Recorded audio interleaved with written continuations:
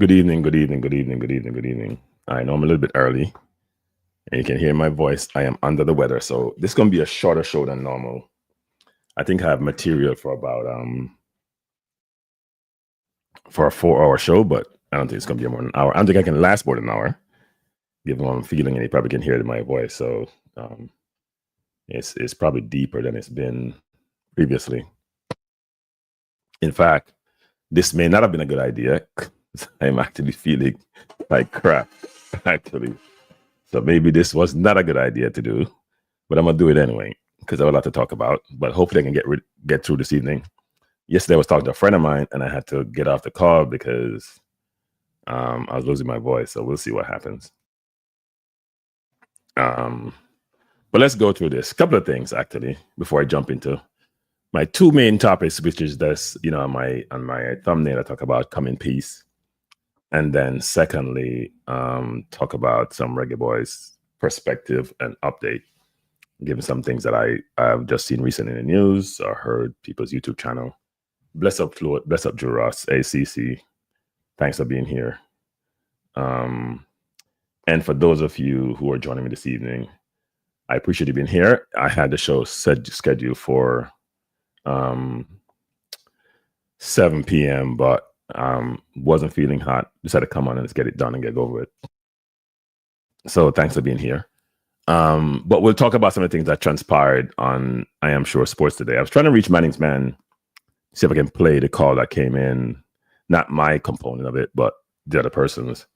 But I haven't reached him. I don't like to use videos from, even though it may be a friend, without them giving me permission. I have permission provided by, I'm not sure if I got it from Manning's Man, but for a number of YouTubers. So, but I'll find out if he gets back to me before then. So a few things. One is congratulations to one of my alma maters. I seem to have a lot of them. Kingston College, co-winning champs. Good outcome. A lot of controversies between starter and false starts and all that. I heard Maverick talking about that they should give Bly to some kids if they barely false start or whatever. There are different views on this. I don't think there's a consensus. Some believe if they're too junior and they train all year, you should get an opportunity to recover and not disqualify them. If you train 11 months and one mistake made in 1 second calls you the entire year, that's a real baller. But here's the question, people. That's what happened in life, You pull that trigger, you drink and drive, you press that gas, you hit someone, they fall and hit their head. You don't need more than 10 seconds, 5 seconds. You go rob a store to make a decision, which may destroy your entire life. So it's almost like it's early life to get people to recognize that decision have consequences. Bless up, Anthony Roberts. Thanks for being here. Bless up, Newton thing. I am sick. Can you hear it in my voice? But I'm trying to come do a show quick and get it over with, because I think it was important for me to do it. Because I didn't plan to really do any show this week. I was feeling I picked up my nephew. I have a younger nephew. I have a bunch of nieces and nephews, but I have the youngest one that just came up from Jamaica, flew with me last year. And the ones that are here before, niece and nephews, they know the drill. You have a cold, you get your mask on, you stay away from human beings because you can contaminate them. But apparently he didn't get that, because actually we had a cold. He said no, and he had a cold and he gave it to me. And my other nephew was very surprised about how calm I was, because the rules of the house. But this one is new, so I didn't lose my mind, but I didn't lose my voice and was sick all weekend, really bad actually.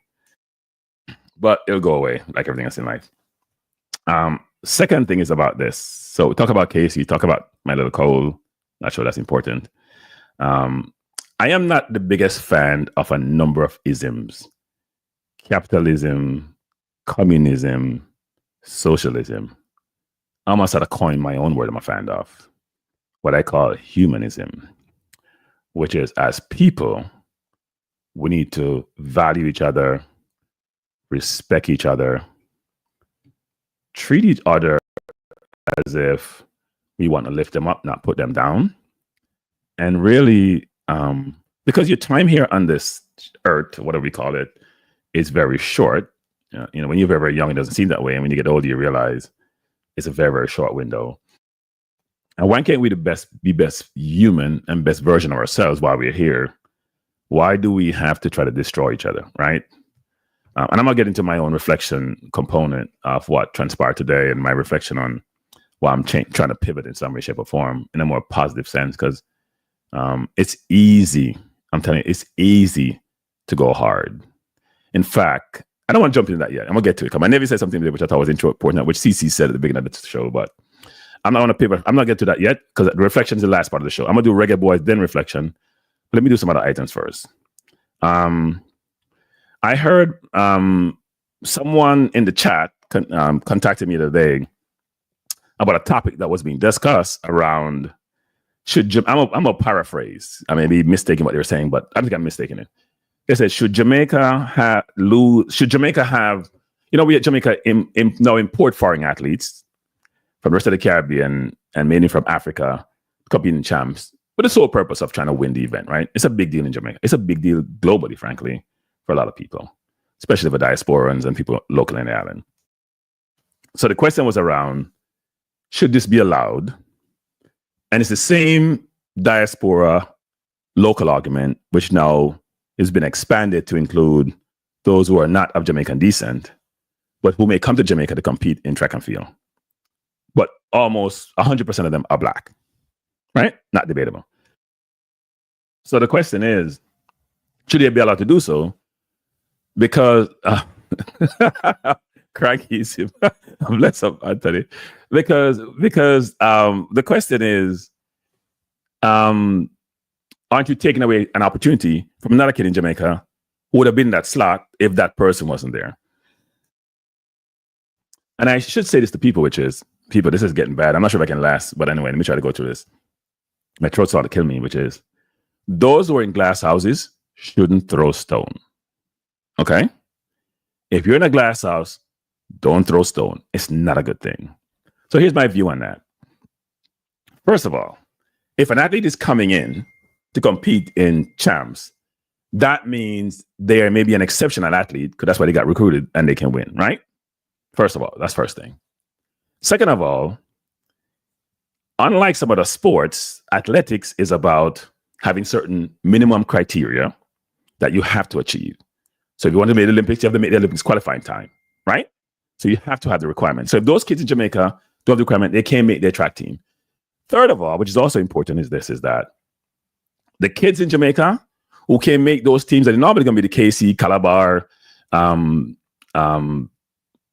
Wolmer's, JC, to a lesser extent nowadays, Excelsior and George's, and the women's side, I don't know why his name is slipping me now, but you know the women teams are. The two teams that are always dominant nowadays, including Jay Goddard in the background and home and some other teams. I don't know why those names are slipping me because I watched them all weekend. But anyway, those kids who are normally from the country, frankly, they will have opportunity to run for their own school. They won't be poached. So they'll still get to compete. They'll still get to compete. And if you can't get to compete, then you're not good enough. Seriously. If you can't get to compete in champs, given all the schools in Jamaica, then you're not good enough to go out there and run and be competitive. You may be good enough to go run, but you won't be competitive. So you're not losing anything. You need to go try another vocation, another discipline. Because athletics won't be your vocation to go to university or to run at a high level or run professionally. It won't be, right? Maybe one or two kids fall to the track, because that may not apply to, because some people mature late, but it won't be. Most importantly, people, how can a country which exports human capital especially in athletics to American universities is saying we shouldn't bring people to come and compete with us? Don't they have to make us better? Especially like in the distances when we had the Africans coming and we didn't follow folks in the distance. Thank you, Gennaro, Idel, and Evan Allen. I don't know why those names slipped me. Must be really sick, right? Don't they come into our country and help us improve, especially in the distances? You got to compete with them. So isn't that should America, and we are complaining here as immigrants about America and its immigration policies.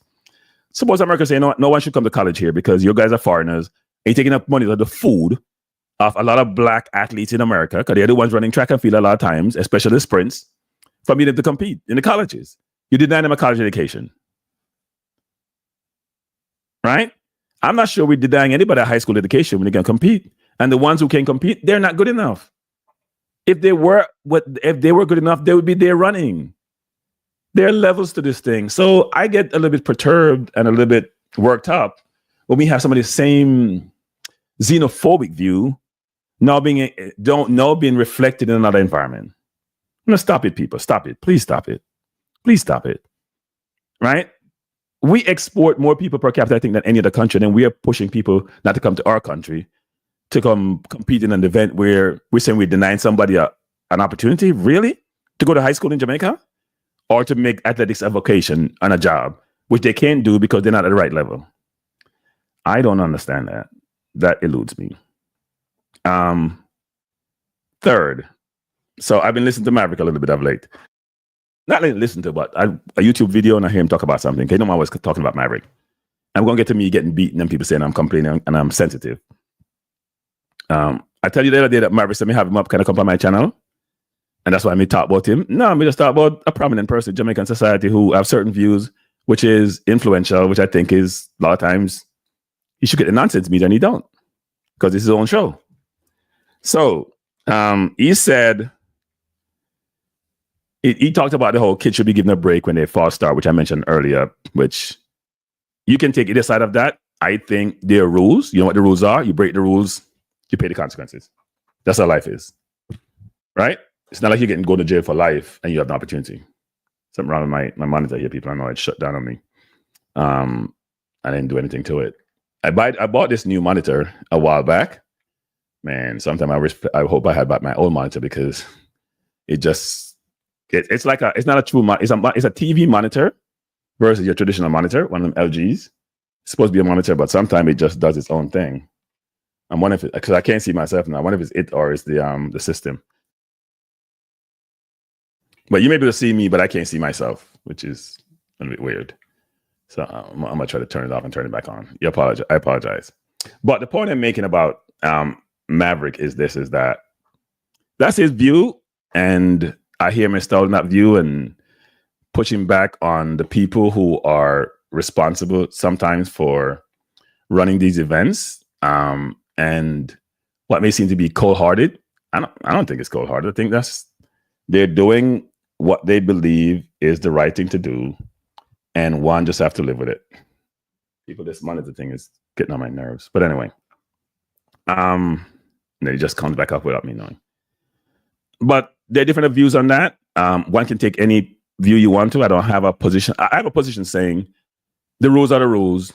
If you are saying, it's like the offside rule, or you're barely offside, or you buy 1 millimeter offside, they have a demarcation, a line they draw. You violate the line, 10 centimeters, 1 centimeter, 20. It's the same thing. I don't know. Then you're going to keep moving that line. The line can never be stable. You know what the line is? Don't cross the line. You know what the requirement is? You can't be 0.09 off. You earlier than that. That's what it is. That means you jumped the gun. Now, the equipment could have been bad, or it's new equipment. We don't know what that is. But don't say people should give an allowance, but you know what the rules are. Right? Let's stick within the rules. That's why we sometimes have challenges in society.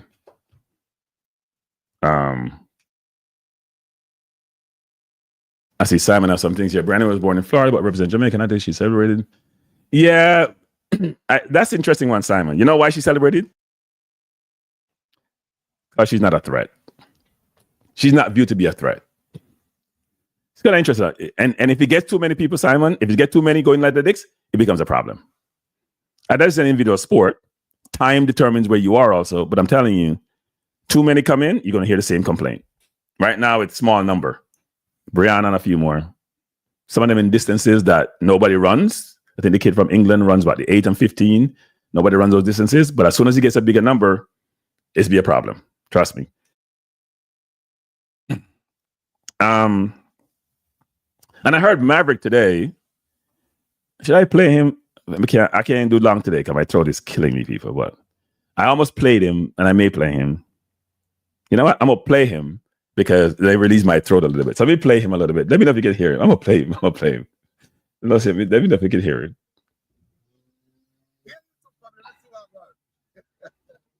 Drive and talk, you know. Yeah, man, the Maverick in this space again.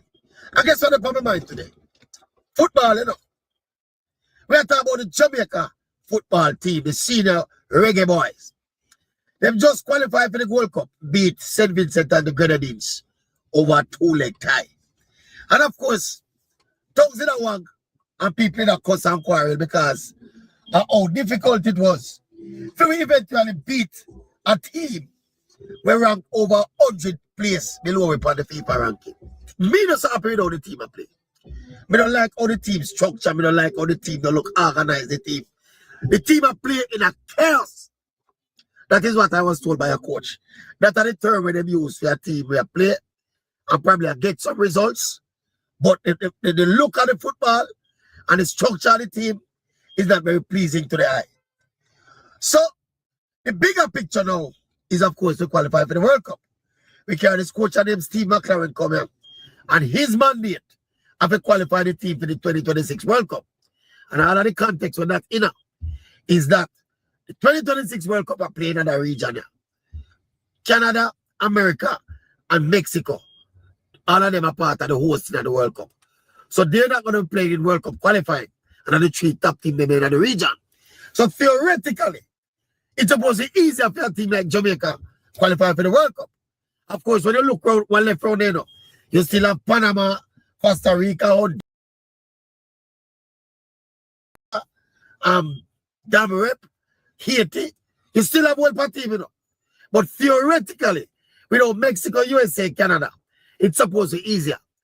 Now, we people that take it for granted because it's easier. So Jamaica go walk and qualify soap. But we are making it look hard. How the team will look. Despite all the big names started where we have about 3 or 4 EPL players on our side. Leon Bailey, Ethan Pinnock, Mario Gray, Bobby Reed. I mean, Gray not play Premier League again, but you don't know. Gray's a Premier League standard player. Some people are saying, boy, if we get the thing organized, we're supposed to qualify. But we are making it look like a dentist a pull of teeth. The football we are playing, brother, I'm not telling no lie. It's almost depressing to watch. Based on what we expect. And I don't expect too much of them. Because when we watch Jamaica team, we expect them to play to a certain level. In the region, we don't look for Jamaica to beat Argentina and Brazil, you know. We are looking for Jamaica, show them superiority based on the talent level where we have. We hire a coach from England, was an assistant coach with Manchester United. Coach England, they have very short stint. Name coach to everybody in the football know. Field mandate of the Caribbean World Cup. But also, tag on to that now, he's supposed to get more England players to come play for Jamaica. Now, we had a big argument recently. The way the team are playing, everybody are gumble on the team are playing. The narrative by some people is that we need about 6 more England players to come in the team. And that's why we are here saying 6 more players coming in the team. I know something think everything will go wrong. Because people have continued to make this stupid, not working assumption that the boy man we born in England will carry come and put on the team and the better the team will play and also team sports go and also football go. First and foremost, the players that will come to play for Jamaica we born in England. They are not the elite level players. Outside of Mason Greenwood. And I know we will reach out, you know. But we understand so we are trying to get him from Wappy Kill Philip. Now outside of Greenwood, which is a class act. See? The other man that are going to come. Now going to make a huge amount of difference in terms of the quality when they bring to the team. So my theory is, at some point, we need to cut off this habit of carrying mediocre players come pack up the Jamaica team. We don't even know them heart level, know them commitment level, know them character. We don't have no time to experiment with no half good player right now. So my theory is that Coach McLaren, instead of thinking about getting more players come back up to the team, he needs to try to get a camaraderie and a chemistry going in at the team now so that we can look like a football team by the time the World Cup qualifiers start. We are going to play now a 4-team tournament up in England. And then we are going to play in the Gold Cup. So we call that about guaranteed 6 games minimum. We need to use a 6 game and work with the squad where we have by and large. If Mason Greenwood come, we put him in the squad. But we need to build the camaraderie and the chemistry and the tactical understanding in this team here. So that we don't go in on the rest of the World Cup qualifying look like some fool bush league team. They can't play football. All right, I'm gonna stop it there because part of his video after that was no sound, right? I think he was in his car and he didn't realize he had no sound to it. But here's why I played, people. Because the views expressed by Oral Tracy is not just Oral Tracy's, it's the views of a lot of people in Jamaica. Right? So you tell me where you have heard anywhere else. We watch England a lot, France, all the big countries, where they talk about cutting off the number of people in the squad. Now, they don't have the same construct that we have, not concept, same construct, which is we're still trying to, we have a lot of players who are of Jamaican descent and may be eligible to play for us and may have to get their papers, right? Those countries already have their citizens, so most of them, unless you're probably some African countries which are always trying to pursue players. So it's really interesting to hear Maverick's view, which is reflective of the view of some people in the JFF and also a number of individuals who are well known in Jamaica football circles. Because hear him talk to a coach and what the coach says, chaos football, while some of those same coaches are the same people who coach some of the players in the JPL and the junior teams, and we have not qualified or look like we can qualify for any junior team tournament in a little while now. In fact, this year we played 4 tournaments. Between this year and last year, we played 4 tournaments, but the junior teams, we didn't qualify for any. And the under 20, as you may talk about so many times, that played was mainly locally developed, and they got 15-0 in 3 games. So when I hear people like Oral talking, he's not part of the solution. He's part of the problem, right? He's part of the problem. He wants to cut off. Nobody cuts off. Nobody has no cut-off team. They try to always look for the best players who's in form to bring them where they need to get to. But we'll talk about that. Let me jump into this. And this translates me to the Reggae Boyz. Let's talk Reggae Boyz. Now, I have been told, so people don't accuse Kranky, say him come up with a politics thing. But may I bring it up because I've been told this more than once. So may I bring it up. I got some stats from a good source about the 2 parties in Jamaica and what one can deem to be supportive of the football given certain things that occur. As it relates to naturalizing players, if you look at PMP and GLP, there is no comparison. Under PMP regimes, the numbers are much, much larger. No comparison. No comparison. Zero comparison. Secondly, so this is a call out. I got myself in trouble, but trouble is good sometimes. I've been informed, and maybe if I'm misspeaking here, people, that the coach has met the opposition leader twice. He has not met the prime minister as yet. So, Mr. Prime Minister, I'm curious as to why is that the case. I think football is important, especially it's election time, or you don't think football is important. And secondly, I see you at the Messi game when Messi came to Jamaica. I've seen you at multiple games. I've seen you at Champs, I think. I've seen you at Messi game. So these are all prominent events. But I think you can take it 2 minutes to meet the Reggae Boyz coach and to express your support for the football team. Don't just go when it's convenient and when everybody's crowding around. Meet behind the scenes with them and provide both emotional and financial support. We'd appreciate it, sir. All right. Now I'm gonna get myself in trouble with this comment. Let me drink some water first, because I'll get beaten on this. I'm gonna take the beating. We'll get beaten, people. So I promised myself I would not criticize my fellow YouTubers. So this is not a criticism, it's a suggestion. It's a suggestion, people. Because somebody brought to my attention. I think I'll lose my thing here now. It's a suggestion, people, not a criticism. I continue, and this is not being yesterday or today. This has been happening for a while now. It's chat, it's people in the chat, it's YouTubers, it's general fans. It's even people like Maverick who said this. I think I've heard him say it. They talk a lot about English rejects. And they classify some of these kids who want to play for Jamaica as English rejects. And then here's what we do. We whine and complain when some of these youngsters say they're going to choose England versus us. Right? We whine and complain. And when we don't call them, when they have the passport, especially some of the junior ones, aren't we also rejecting them? So when they reject us, we get into our feelings and we complain and we whine. And then we have to go away. That's why we don't bring no English people come in XYZ. When they say, I want to play for England, where I'm born versus here. And then when they say they want to play for us, and we think they probably have past their prime. I want to play for us when they're young. We said, no, we don't want you. We have a quota system. So aren't we rejecting them? And don't we reject them multiple times? Right? And are you then saying any footballer from Jamaica who doesn't play for the national team is a Jamaica reject? Isn't that what you're saying? You're saying any footballer, if he doesn't get to the level of playing for Jamaica national team and didn't play, he's a Jamaica reject. That's what you're saying, you know? That's what you're saying. And in fact, some of the kids who may have played for England, who may have played for us, but end up playing for England, we have a quota system that precludes them from even getting a chance to play because we select lesser talent over them. Your narrative, I don't know why any of those kids want to play for Jamaica. Seriously. The narrative is so negative about them being rejects and they're horrible and they're terrible and we have quota system and we have too much of them and all them want to do are come here and XYZ. It is so negative, even though those kids embrace and love Jamaica, a lot of them, because I know this, because I have one, and I know I have family in England. I know how this works, because they don't feel represent their own country. They don't feel part of their own country. They get racism.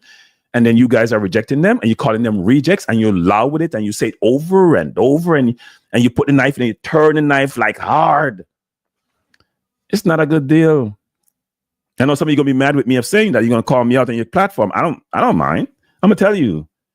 I think, look, it's nothing to say that the person is not at the quality that we want for the team. That's fine. When I use the word, they're not good enough for the team. But I think we gotta manage the language about them being rejects and they're terrible and they're horrible. They're professional footballers. They're making a living playing football. Everyone can be at the same level. There are levels to this thing, as I always say. Right? Some of the players who come that are desperate players may not be at the right level. But then look in your own house. Because you're bringing people. I'm going to give you an example. So I have a list. And I'm Maverick. Hey, Maverick. You have a list, Maverick. See my list? It's a long list of players, people. I'm your call some name too. So it's one of my frustrations about doing this channel, people. People, don't hit the like button, man. The first time I said this evening, you know. And I promised I was going to say it, but don't hit the like button, man. Bless up, Danny Dread. You see, I beat me to the Danny Dread. Bless up. So, Danny Dread said me too sensitive. And Danny Dread, you may be carrying the Danny Dread. I'm not going to fight that. Because I am very sensitive. Should not do YouTube too sensitive. And you know what, people? I used to struggle coming on YouTube, you know. So, boy, I'm going to quit this. Because I can't deal with the harms house thing. But they are still, so stop complaining, Kranky. But here's the list I have. I'm not going to give you any confidential information, even though I may have some. Now, give no confidential information. Just put some general statement. I have 3 sections of players. 4 sections. Excuse me, people. My voice I got me. I'm drinking some water. Sorry about that.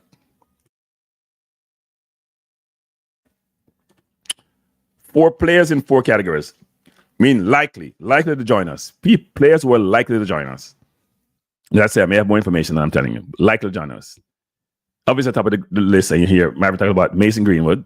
Let me tell some people. Mason Greenwood will join us because he switches allegiance. It's a done deal. It's only time. It's a done deal. It's only time. His parents got to sign the papers. It will get. If you switch your allegiance, you can't switch back. It's done. It'll happen. Kids want to play international football. All of them. Here's some other names on the list which are likely. I'm not saying they're done. They're likely. Jonathan Rowe, Lewis Baker, Keenan Davis, and here's one which you may misinterpret who it is, but go look him up on Instagram. His name is Tyrese Campbell, not Rese, Reece. He starts for Charlton on the left wing, I think it is. You can go look on his Instagram. He have enough highlights on it. Look at his reels in Instagram. You see his highlights. 22 years old. Oh, by the way, you know, he could eventually play for England eventually, you know. If he progresses, he's in League One. But he started with Dixon also. That's really interesting.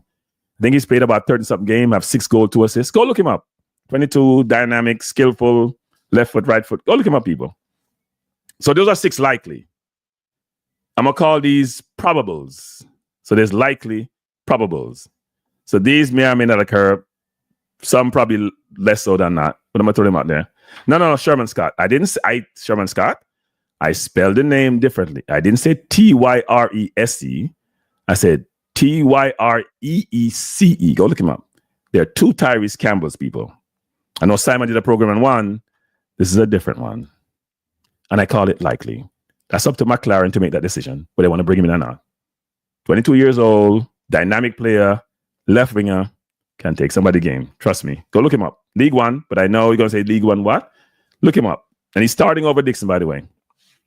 But then again, that doesn't matter because the senior team does have a quota system. Don't believe the hype.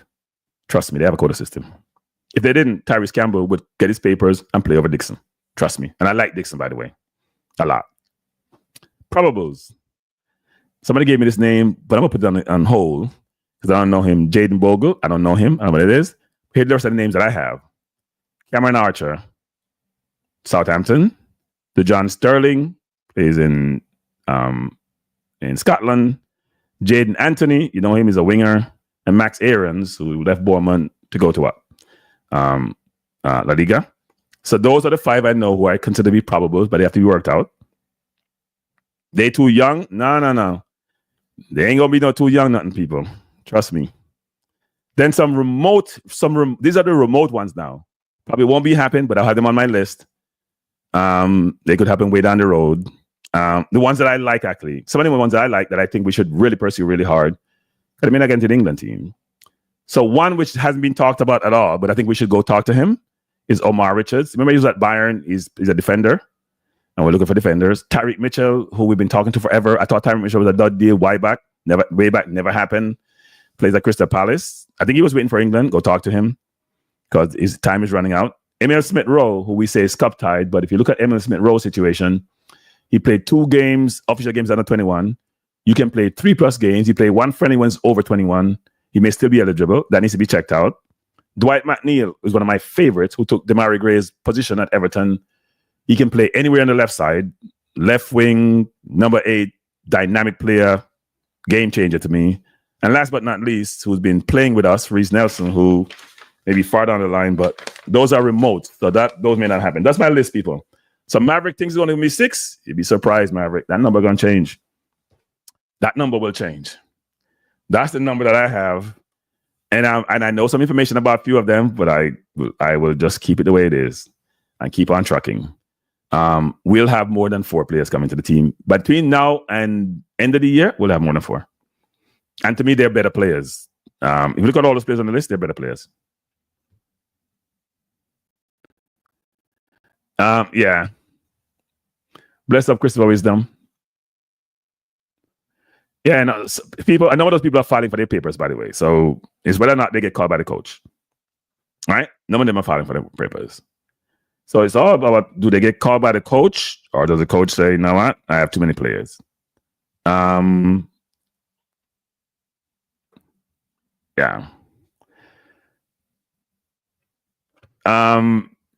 No, the names are with the right people, Conrad. The names are with the right people.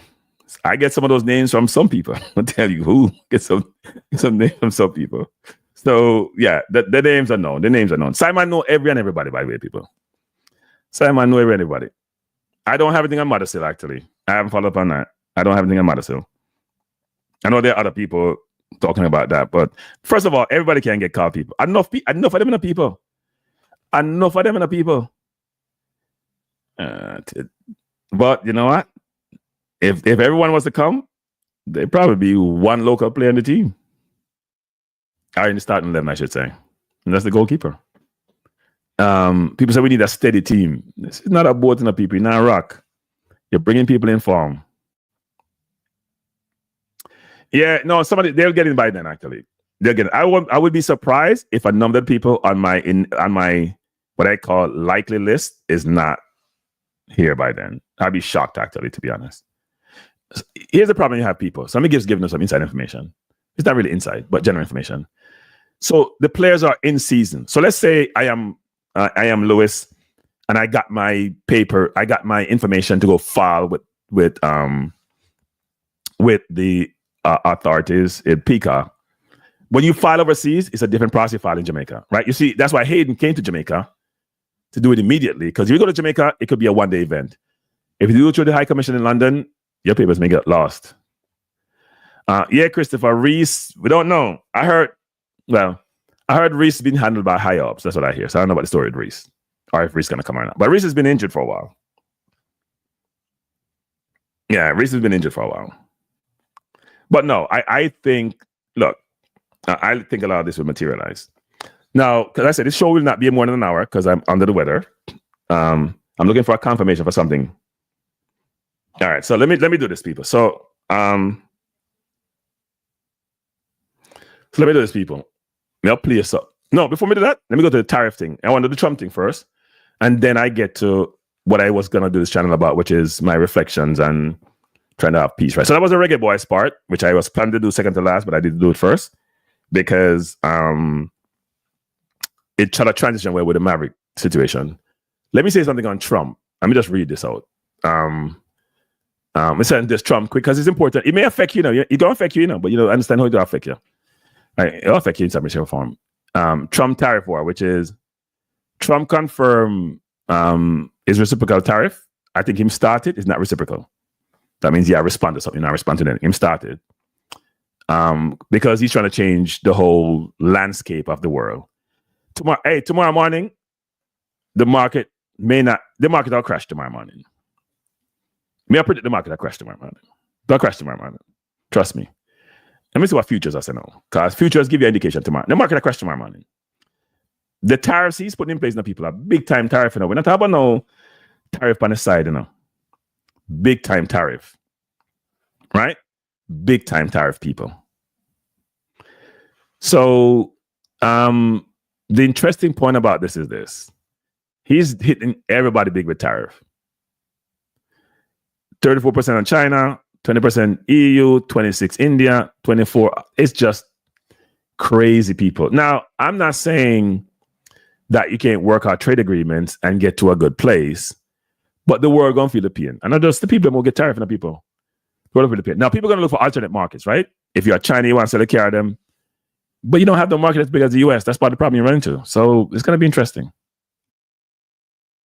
Here's what should happen though.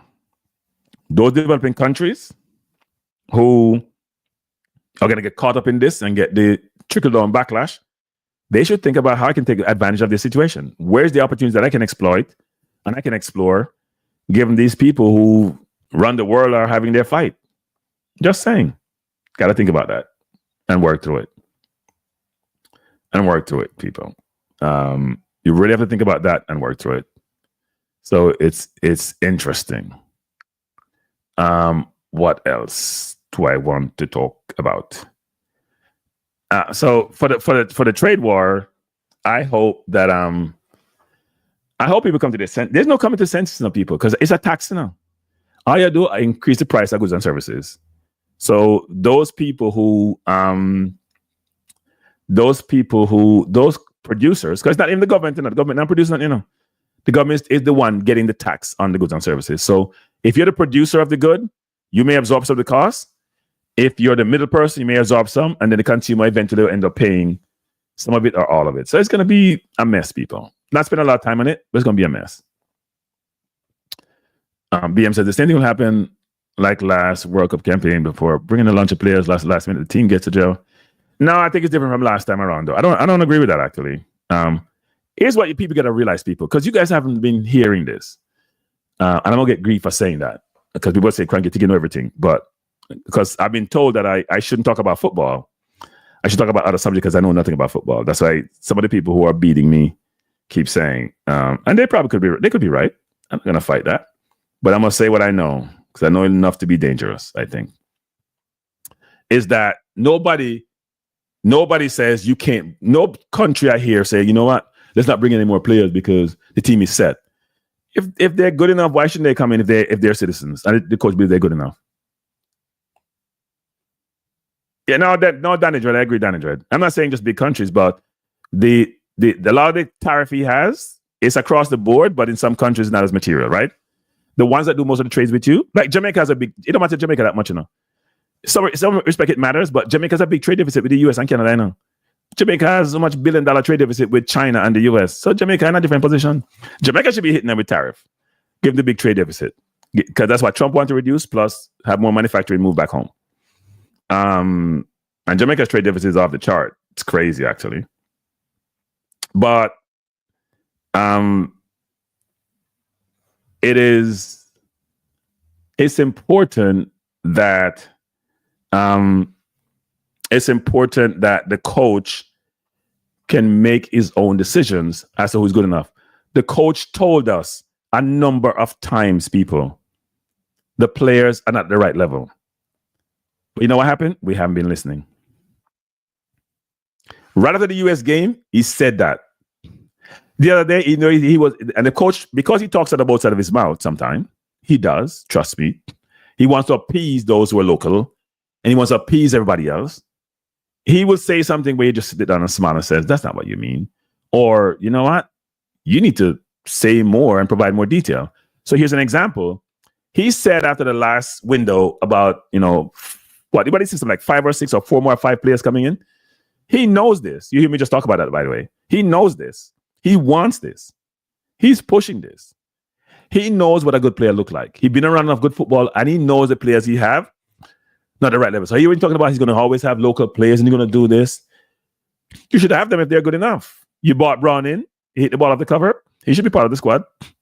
But you have to understand that Nicholson may lose his spot, that Antonio may lose his spot, right? It's a zero-sum game. Somebody has to go give him somebody you bring in. So if you're going to try to bring in Cameron Archer, for example, then it's either Antonio or Nicholson going in the thing. Because there's only 3 or 4 slots in the forward slot. If you're going to bring in Anthony and you bring in Brown, you're going to bring in Cameron Archer, if he just come in, if you can convince him to come in, and you hear me all the names I've given you, it's a zero-sum game, people. Somebody come in, somebody has to go. Now, yes, Conrad, he extolled the version of Antonio, but Antonio's been injured. We don't know where he is in his recovery. No matter how hard he's working, he may never be the same player. Point I'm making, if you have 5 forward slots and you have 7, 8 forwards, only 3 or 4 can go if you have 4 slots. So some surprising people going to get left at the World Cup squad. It was the last time when Simonis was here with the same thing. Then Paul, what's his name? Paul Young and Freddie get left off the last squad that went to the World Cup, right? When some more English players come in. That's how it works. That's how it works. Bunch of players out there, people, who are being pursued, who are in good stead, who are playing good football, who are playing at a good level, and the coach realized what he needs. So let's always be going out and sourcing them. And this whole thing about you got to cut the squad, I need chemistry. We had chemistry against the USA in St. Louis. I saw the chemistry. Got a lot of chemistry. And that chemistry was down 4-0 in no time. We had a lot of chemistry, people, against the US. A lot of chemistry, camaraderie, chemistry. I watched them go train. They look good, chemistry-wise. They were cohesive. And they go on the field, they were lost because they weren't good enough. So don't talk about chemistry versus quality. I'm going to take quality. Trust me. Now let's go to my reflections because today something occurred. I'm going to play the tape. I've given permission to play it. I'm going to play the tape. And then we'll make some comments because this is important. Let me play the tape, people. So we're pivoting from Reggae Boyz to a transport today. And to set the stage, I was driving today. A friend of mine reached out to me, and Manning's man had sent me the link for his channel, but I was busy driving. So again, the person said, text me and say, you got to come on. Oh, you got to listen to this. I listened to this, and this is what I heard when I come on. Big up yourself, one and only. Smart choice. Blessings, man, every time. Yes, sir. Afternoon, man. I was calling. Let me start it back. We have a caller, so let's take this call. Tell me where you're in the caller. Caller, welcome to the show. What's up, my names? I am here. Big up yourself, one and only. Smart choice. Blessings, man, every time. Yes, sir. Afternoon, man. I was calling because to add to your point. So first of all, I agree with every single thing that you said, right? So this is not to oppose anything, but to add to it, right? From a different perspective, right? A lot of, while this is a new media, a lot of, and I say Jamaican broadcasters, right? I don't think a lot of them have a sense of appreciation as to the value of their contribution. I don't think it's not that they don't know, because I can identify a few people that I know better, but I don't know if they think that it is YouTube and therefore they can be any way they choose to be. You understand me? Yeah. For it's very blatant when it comes to Kranky. I don't listen to Kranky, period, anymore. I unsubscribe from his show because upon All right. learning. Sorry, I have to interject, right? You know that you put me in a very, because Kranky is a friend of mine. So you know when you do that now, you put me in a you put me in a very compromising position. I'm not asking you to comment. Yeah, but you call him name now. So what am I supposed to do? If me say nothing, listen. No, but listen. All right, go ahead. Mm-hmm. Just listen, because this is. I mean, I mean, you have your audience, and it's in line with what we're talking about. Yeah. Not like I'm trying to divert, right? Upon learning of whatever political preference I have, he calls me dunce and illiterate and all sort of stuff. You can't do that to your audience. You understand me? You don't have a political platform. You have a sports show.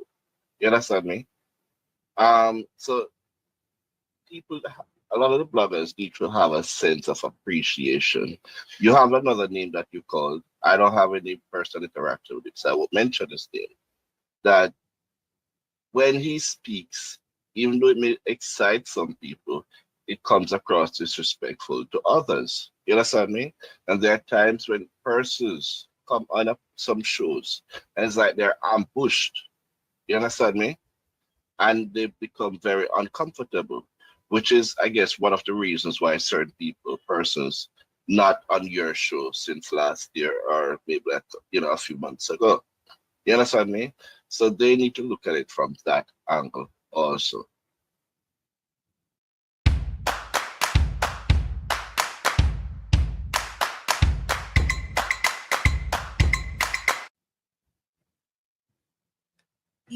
Miguel, you still there? Hello? Yeah, I'm here. No. Yeah, So like I'm saying, the one thing I'd say is like, because the name calling can make me, because one, if I say nothing, it seems like I'm agreeing with you, right? And I don't want to sound like I'm dismissing your point. But here's what I believe. I believe like if once it becomes a person name, like it would be good to try and, just because we're adults, to have a conversation with the person and say, listen, you said this and you were disrespectful to me, and I will leave it there. All right. Now, I will say that as a person on platform, people would have viewed some of my comments and my interaction with them as also being very disrespectful. And sometimes that is not my intention, but I understand that I could be viewed as being disrespectful to people. I try as best as I can not to be that way. But no matter how hard we try, people can feel, disrespected. But it doesn't take away from your bigger point, which is all of us don't listen to everybody. And that's just the truth. You will have your preferences and I have my preferences. You understand me? So I will even listen to certain shows from certain people, because certain ones I don't think it provides me with enough credible information for me to even pay attention to it. So I will listen one, but I may not listen to the other. And all of us must be satisfied with that. You understand me? All of us must be okay. No, I think ahead. you're addressing a point that I did not make, sir, because I'm not talking about preference, because I'm talking about professionalism. You understand me? Okay. You can be professional. Everybody can be professional, but at the same time, I can still have my preference. You understand me? Okay. But I don't think there's. You're talking about professional conduct. Right. I don't think there's a need to be unprofessional, because you understand me. So that's my point. You understand me? I think YouTube has gotten to the level now that if you're gonna get in front of a microphone and a camera, you should at least have some basic. I'm not saying everybody must pretend as if they go university or whatever. You understand me? Yeah. But at the same time, you must have some basic, right, level of understanding that this is something that you're reaching out to a wide cross section of people. You understand me? People of understood different, right? So let me ask you a different question. backgrounds, whatever. Kranky is calling. Do you want to speak to him about how you feel, or you prefer if he speaks after you're gone? Because he was calling He while can speak after I leave because I've already, done what I needed to do, and it's done. You understand me? Okay. He has his program, and there's no obligation for me to subscribe. It's a free will thing platform. You understand me? Yeah. I just made the point to bring across to support the point that I was making earlier. I want to make across. No problem, boss. Respect, Yeah, man. Big up yourself every time.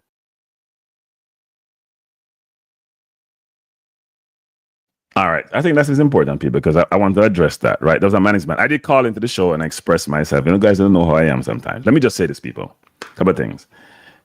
First of all, my intention is never to belittle anyone in these forums. Yes, I'll have fights with people, and I'll call out certain organizations like the JFF, and I'll call out some people in the JFF. But what people don't realize, surprisingly, I communicate with certain JFF people in the background, and I may call them out on my show. Some take it personal, some don't take it personal, right? Because I'm not trying to disrespect them. I'm calling out what is obvious, and I'm calling out what the fans are saying, right? I will have fight with people in the chat. Football Guru is the main one. He comes and he throws this channel for some reason. He's in the JFF, and the reason why I know he's in the JFF is this. I gave somebody a suggestion the other day, which I thought was an important suggestion in the JFF, and I hear him on another channel espousing that same view in the same way it was delivered, the same exact people. And I smiled and said, okay, I get it. This makes a lot of sense, right? Because I engage with some people in the JFF. I respect them, and I hope that they have respect for me. So I'm not going to say that they do, but I respect them. So I will engage with them, and they engage with me, which I appreciate, right? Third, and when Miguel was talking, there was another two people in the chat who were doing what they do. They're trolling me as they normally do. They're mad at me. I ban them from my channel. You know who they are. I don't even call their names. Right? But in the Miguel situation, people, you guys go back and check. I couldn't find a clip. I don't remember calling Miguel an idiot or whatever he said. I denigrated him. This was the same person who came on my channel, belittling, disparaging, denigrating, castigating his own race, black people. Don't do business with them. They're horrible. They're this or that. This is the same people. The same Clarence Thomas who come here saying all these things, right? Same Clarence Thomas people. I'm telling you, go watch the tape. I can't find the tape because I didn't have time today, but go watch that tape that he was saying.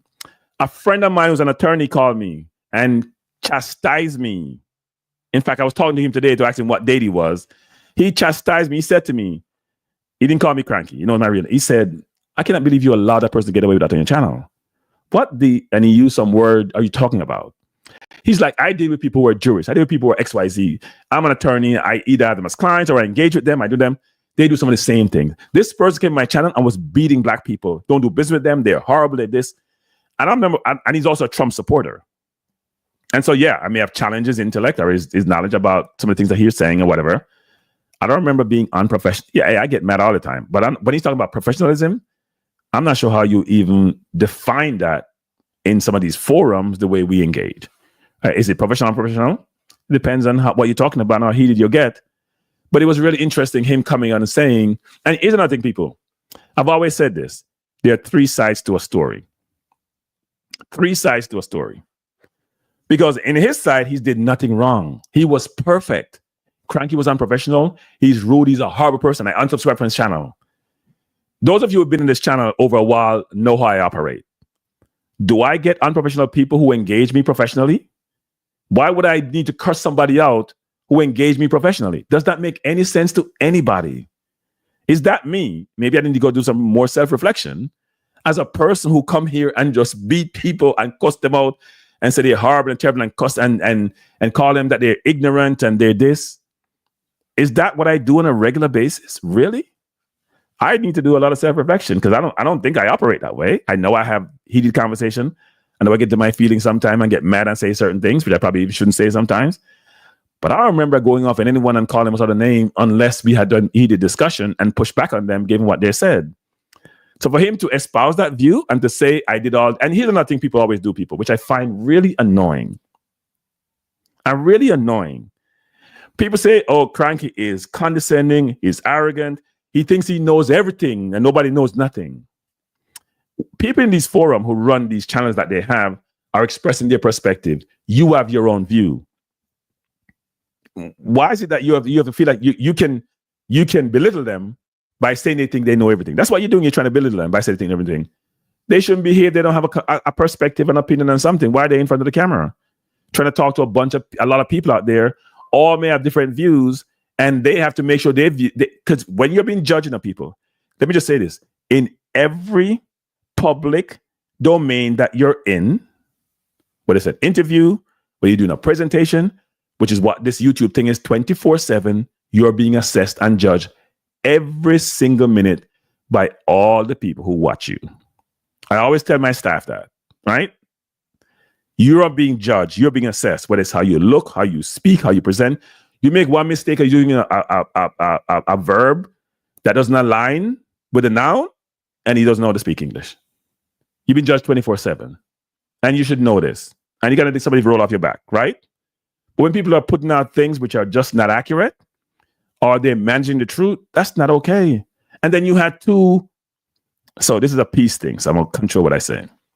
Two individuals. Let me use that. Let me drink some water because sometimes they get heated. I'm gonna tell you the truth. When I go at this people and say this is like peace, there's a peace deal. So when you have them fight there between like Tivoli and Arnett Gardens and whatever those places are, and you make peace, even though somebody may shoot your brother before, you have to calm and get rid of them things. So I'm gonna get calm and get rid of them. I'm gonna drink some water. Let me say this, people. This is important.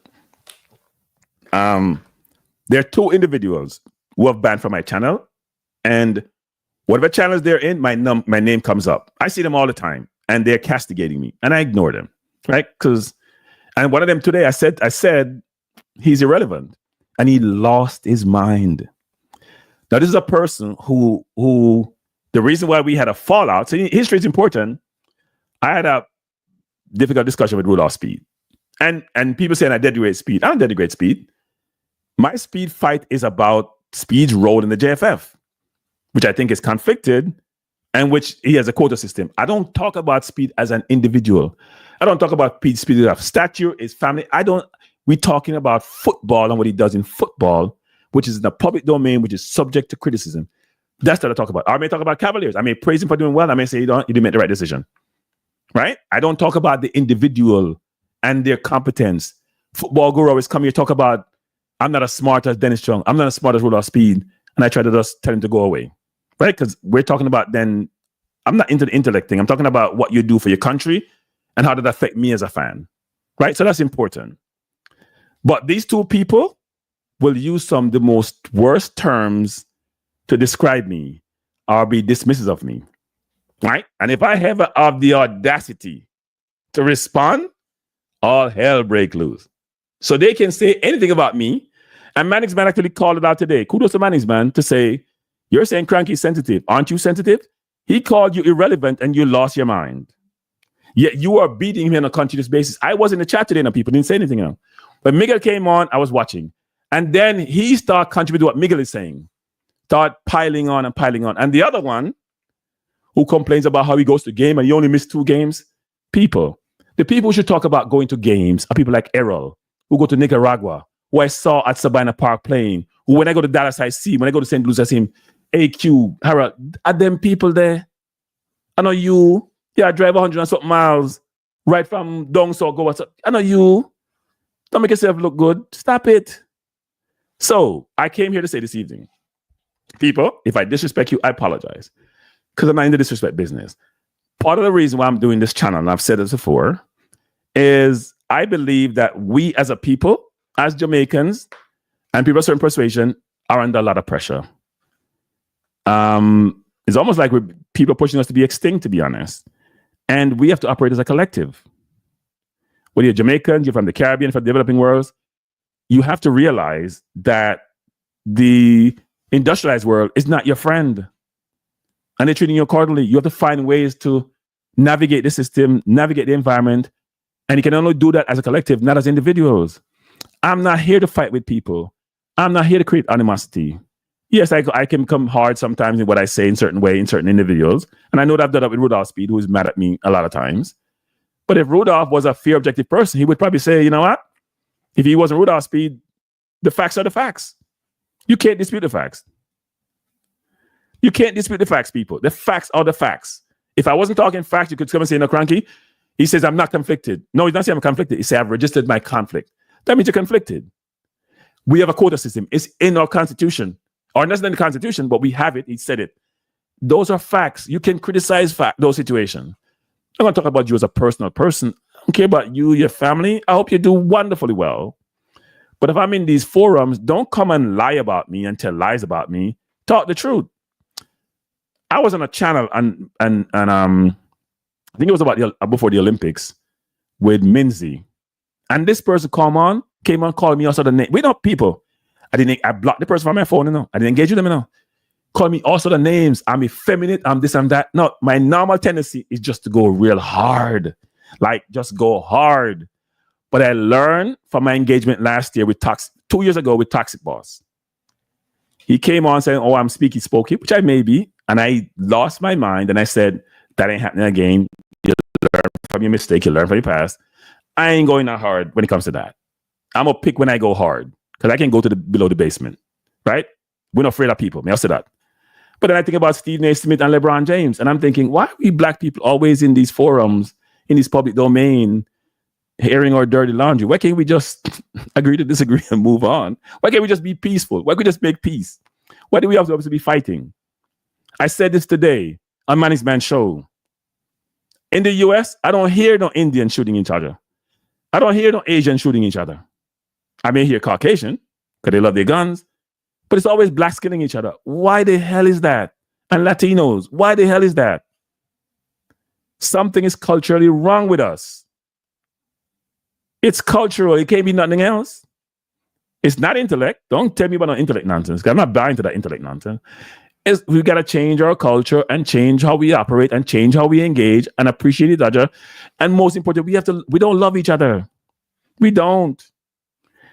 But if we ain't love each other, we'd be losing our mind about what's happening in Sudan. We spend more time having empathy and sympathy for people in Ukraine than we do in Sudan. We're never losing as much people. Because the world dismiss us and then we just buy into that and dismiss ourselves. Now, this is not a white versus black. Because I know we have white Jamaicans and Indian Jamaican, Asian Jamaican. It's mainly people from developing worlds. And also, there's race involved in that, where you are treated as nothing, garbage, basically. And you have to find a way to uplift yourself and make yourself relevant. And if we keep on killing each other, then why should anybody try to save us or appreciate us? So these fights lead to bigger issues. So I'm calling a truce. The individuals like Miguel and those two other people, Mr. I've been calling him. I don't want any fight with you. I don't try to engage you. I don't try to pressure you. You see, unsubscribe from my channel. I am so happy with you, and I hope you find the channels that satisfy your needs on YouTube. But let's agree to be men and just leave those alone and move on. Right? You think you're relevant. Maybe you are. You say I'm XYZ. I'm terrible. I'm professional. Let's just agree to call a truce and just move on, people. We don't have to fight. We don't have to create animosity. Let's just create a truce and move on. Right? I don't want to fight my people. I just don't want to fight. And you know what? Let me say this. It's so much easier to fight. I don't think you guys understand it now. It's so much. My nephew said to me today. So my nephew and I talk about everything, right? The one that's like, what old is him? 21. He and I talk about everything. And he was saying, he's funny. He was like, hey, uncle, this is great. It could go viral. You should milk it. And I said, hell no. Because you're missing the big picture. I didn't come here to really go viral. I didn't come here to make videos which are negatively impactful to benefit from it. That's not what my objective is. Otherwise, I'm going to get off YouTube. That's not me. I don't want to live that way. I'm seasoned. I'm not some 21-year-old trying to build. No, I'm seasoned. I'm not doing that, people. That's not the goal. Otherwise, I'm going to give this up. Because I've thought about giving up like on a regular basis. This is not what I'm here for. I don't want to go viral fighting with people. No. If that's how we want to think and operate, then that's not for me. I'm out of that. Don't get it wrong, people. The viral thing and the fighting, but the fighting is easier. Hey, the fighting is 10 times easier than trying to do reconciliation. And sometimes we love the war, I tell you. Love the war, the back and forth. Love the hitting hard. You hit me? and hit it 10 times hard, I want it hurt. But then you sit back and think about it and says, is that how you want to live? Is that how you want to engage? Is that how you want to influence? That's not how you want to be. Right? Hey, Richard Green, stop doing that, Richard Green. Stop. Richard Green, stop that, Richard Green. I just said people, now look, no war. I used to love the war thing, people. I tell you the truth. I used to love the, hey, you go up in the same environment, people, you just love the nonsense, right? To me, I say, you love the fight. You know, I run from it. But at a certain point in your life, you realize it's counterproductive. And here's where I learned this. In corporate, here's what I learned. We are at a table, people. And I know that Paul totally disliked John, but it's business. And you see John and Paul negotiate, and you think they're best friends, people, because they have an objective. They have to leave the table with a win-win situation. Both parties have to leave happily and get the deal done. They hate each other. Now people say that's sneaking and we have to prove your chest. No, you don't. You need to learn how to manage difficult situations. You need to learn to manage situations where you're uncomfortable, but you try to get comfortable. I'm going to give you an example, people. You guys don't realize it. I was on a call the other day on one of my shows. I think it was last week. Somebody called in and challenged me, right? They basically said, hey, Kranky, you're saying the coach doesn't go to games, whatever it is. Where your evidence, right? Now, most of my evidence for that is circumstantial, right? And sometimes people get confident in circumstantial evidence. But you know what I did when I responded to him? Because I was mad at him saying that because I knew I was 100% right, even though I wasn't 100% right. I got into my feelings. But you know what happened? Halfway through the discussion, you guys probably didn't realize this. I realized what I was doing, that I was being defensive. And I pivoted. I'm not sure most people didn't realize. I pivoted. I said it to a friend of mine. I realized this and I pivoted during the conversation. And I was probably more proud of myself doing that than anything else. You know why I was proud of myself? Because I always tell my staff in public and when I was in corporate, and I tell my niece and nephew this all the time. My nieces and nephews, I have a bunch of them. Because I only have one son, so it's a different conversation, right? I said to them, it's very important for you to realize when the conversation is going south and how you bring the conversation back. How you manage the situation. Always realize when the conversation is going off the rail, sometimes I decide, you know what, I'm going to just go off the rail. I've done that on this channel one time. You know what, I'm just going hard. But the person was right in what they were doing, and it was not right for me to get defensive and trying to push hard on them. And then I realized this during the conversation being heated, and I said to myself, I was like, what are you doing, Kranky? That is actually a fair question, which you would ask. Why don't you go sit in the chair of the person getting the question and you answer the man's question versus you get into your feelings talking about what he didn't do and do that? Oh, and I pivoted and decided, you know what? Let me calm my little butt down and answer his question and try to provide him evidence to substantiate my position versus getting defensive. It's not easy to do, but if people who were in confrontational situation, especially with tools, could find ways to negotiate themselves out of it, it would save so many lives. It would save so many bitterness. Sometimes some things are going bad, you can't fix them, right? That's all life is sometimes. You can't fix everything. But there are tools you can use and there are ways you can figure things out. And if you take your emotional equation, which is almost impossible to manage difficult situations. And I'm on this channel. I learn things sometimes, which I thought I know a lot of stuff, but sometimes you learn things and you smile at yourself and you keep it running.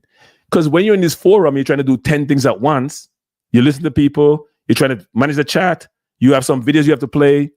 You're multitasking. And sometimes you don't have time to take a step back, reassess, be reinformed, and deliver. And it becomes challenging.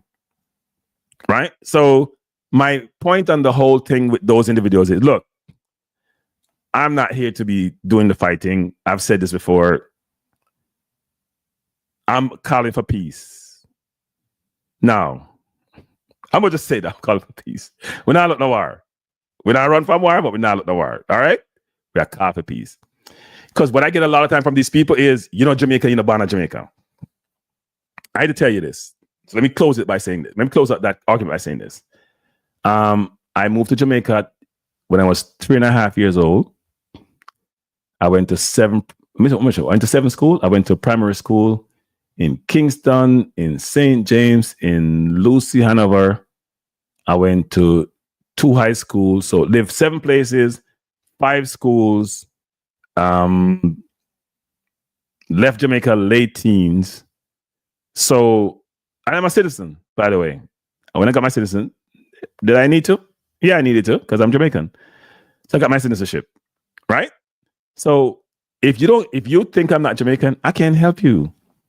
I can't help you. That's your problem. That's not my problem. That's your problem. That's your problem. Did I really attend Kingston College? Yes, I was in Aikman. You ever hear of Aikman? I went to KC when I was in Fort Farm, actually. And I can't say I enjoy KC. I enjoy Russie's more, to be honest. Russie's was a co-ed school, no people. Co-ed school. Me love co-ed school. Even though me like KC. KC was good, but prefer co-ed school. Good evening, sir. Good evening. Good evening, Kranky. Yes. Well, sometimes you don't need to fight with people now. I don't need to fight with them? No? No, make them do the fighting, man. Sometimes the less experience with them. Sometimes you gotta make them figure out something. Yeah, I agree with you. Sometimes you gotta make people figure out stuff. Because the less you say to people, sometimes the more you say to them, it doesn't make any sense or there's no purpose there to put education into their brain. Yeah. Look, I mean, go ahead, sorry. I'm listening, sorry. No, what I'm going to say is that, sometimes... And me not cut you. Go ahead. First of all, let them know say the one and only rude boy and the one and only contractor. All right, rude boy. Yeah, That's a rude boy. Some of them love when we come to the issue. Nah, I hear you. Somebody mentioned your name today, actually. Somebody mentioned your name today. One more thing, wait. Don't press the like. I'm not press the like. People press up the like button. They just press the like button. So other people joining, please, and thanks, press the like button. All right, I'll go ahead. No, what I'm saying is that my philosophy is this, and when you get more seasoned, and I call it seasoned, mean you get old, you sort of can be much more reflective on life because you have a lot of experience. Yeah. And your experience is very, very broad, and you want to help people around you. It's almost like not about you anymore. Because when you're very young, all you focus on is a career and trying to get your career to a good place so you can generate resources for you and your family. But at some point in your life, you realize, you know what? I got to try to be helpful in some way, shape, or form. Yeah.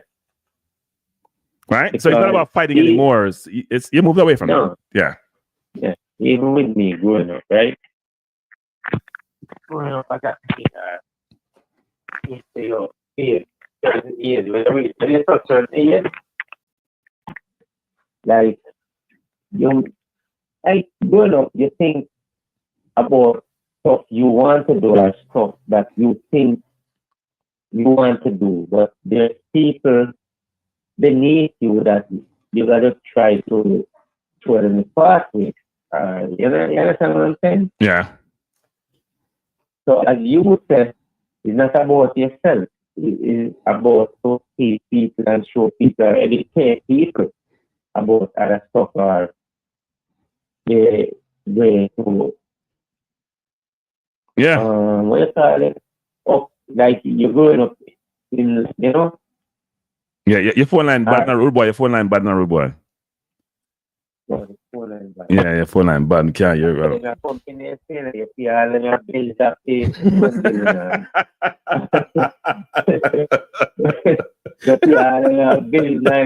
this month coming on, by 12 o'clock, I cannot pay the bill and you cut off. And then, so you say the quality of the service needs to improve? No, you know what? You know what? The number me change since me overseas. Yeah, but sometimes it's a phone service in a car. T-Mobile, I have T-Mobile. It's cheapest, but it may not be the best. So if you have like Verizon, which I used to have, it's great. Yeah. I'm going to you. Live back in when we got the state, that was family for us. Now one company named Boost Mobile. One of the best company never did. Oh yeah? Boost Mobile. Boost. B-O-O. No, I know Boost Mobile. They're one of the smaller companies though. They're one of the smaller ones. Yeah, but the company is really good. and you clear anywhere you be, Okay. and to them internet service is pretty good boost. So you know what I say? Big up to boost. Right. And good thing boost is not a D-Trump organization. I mean, not support anything with Donald Trump. Okay. Yeah, as I want Canada with it. And Canada is not overseas as well. Canadians do. Canadians do it. Yeah. Can you try by Rude Boy? Because it's hard to hear you. We're getting your line. Can you call back? Can you call back and see if it gets better? Yeah, I hear him better now. Let me say maybe. Are you guys hearing him well? Because I'm not hearing him as well. Maybe it's me. Let me hear what the audience saying.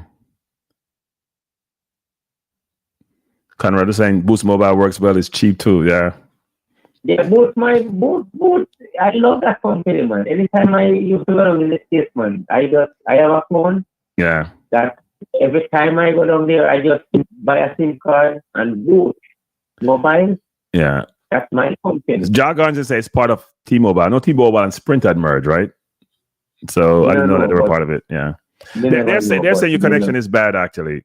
It's getting better, though. It's getting better. Anyway, I would have thing, just come online to say, yeah. The little thing, when we say, like, earlier about yeah. People, sometimes you can't tell people where this I work with that I work with there. You understand? Yeah, I hear you. You can't say I will mention that you bring it down to the water, you can force him to drink the water. That is true. You understand? Yeah, man. But anyway, yeah, man. Control everything tonight, so that's bless up to you and your family and peace to the world and a one love with it. Like Bob Marley said, one love. All right. Bless up, Rude Boy. Appreciate the call as usual. And keep the thing going, man. I'm always a fan to you guys, and I love the show when you guys come on. Because I make the thing going. Make all of us happy, and we can call in to make our voice be heard. Without you guys, we are nobody. I hear you, Rude Boy. And without you guys, nobody can hear nobody's voice. And the voice of the people, that's the strongest thing you can hear. Not the wicked people. Yeah, I hear you. So anyway, one of the things as I said, is just peace and one love. 3 little blackbirds sitting on my doorstep. Kranky. One Kranky, not 2. I hear you, Rude Boy. Bless up, Rude Boy. Boy, you run for the American election next term. Yeah. No, we are steering for politics in the way. We are steering for them thing there. No. You know what? You see, everything is a mixture. You know? You never know where you're going to be the next second minute from now. That is true. So nobody knows what tomorrow is going to be or the next minute, next second. Because life is funny. Okay. Yep. So maybe next year you are the American president. We don't know. We can't even go for the JFF board much as the No, man. We don't worry about JFF. We don't worry about JFF. We are even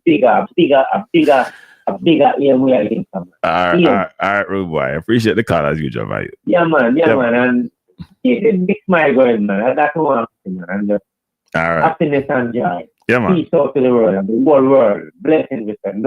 No wickedness, no. You know? Yeah, man. Just keep the whole world going. All right. Everywhere. Yeah, man. Bless. Yeah, man. Yeah, man. And blessing. All right, cool. Thanks for the call. All right. That was Rude Boy, people. I want to say something actually, but Rude Boy, as usual, thanks for the call, Rude Boy. I appreciate it. And thanks for the support.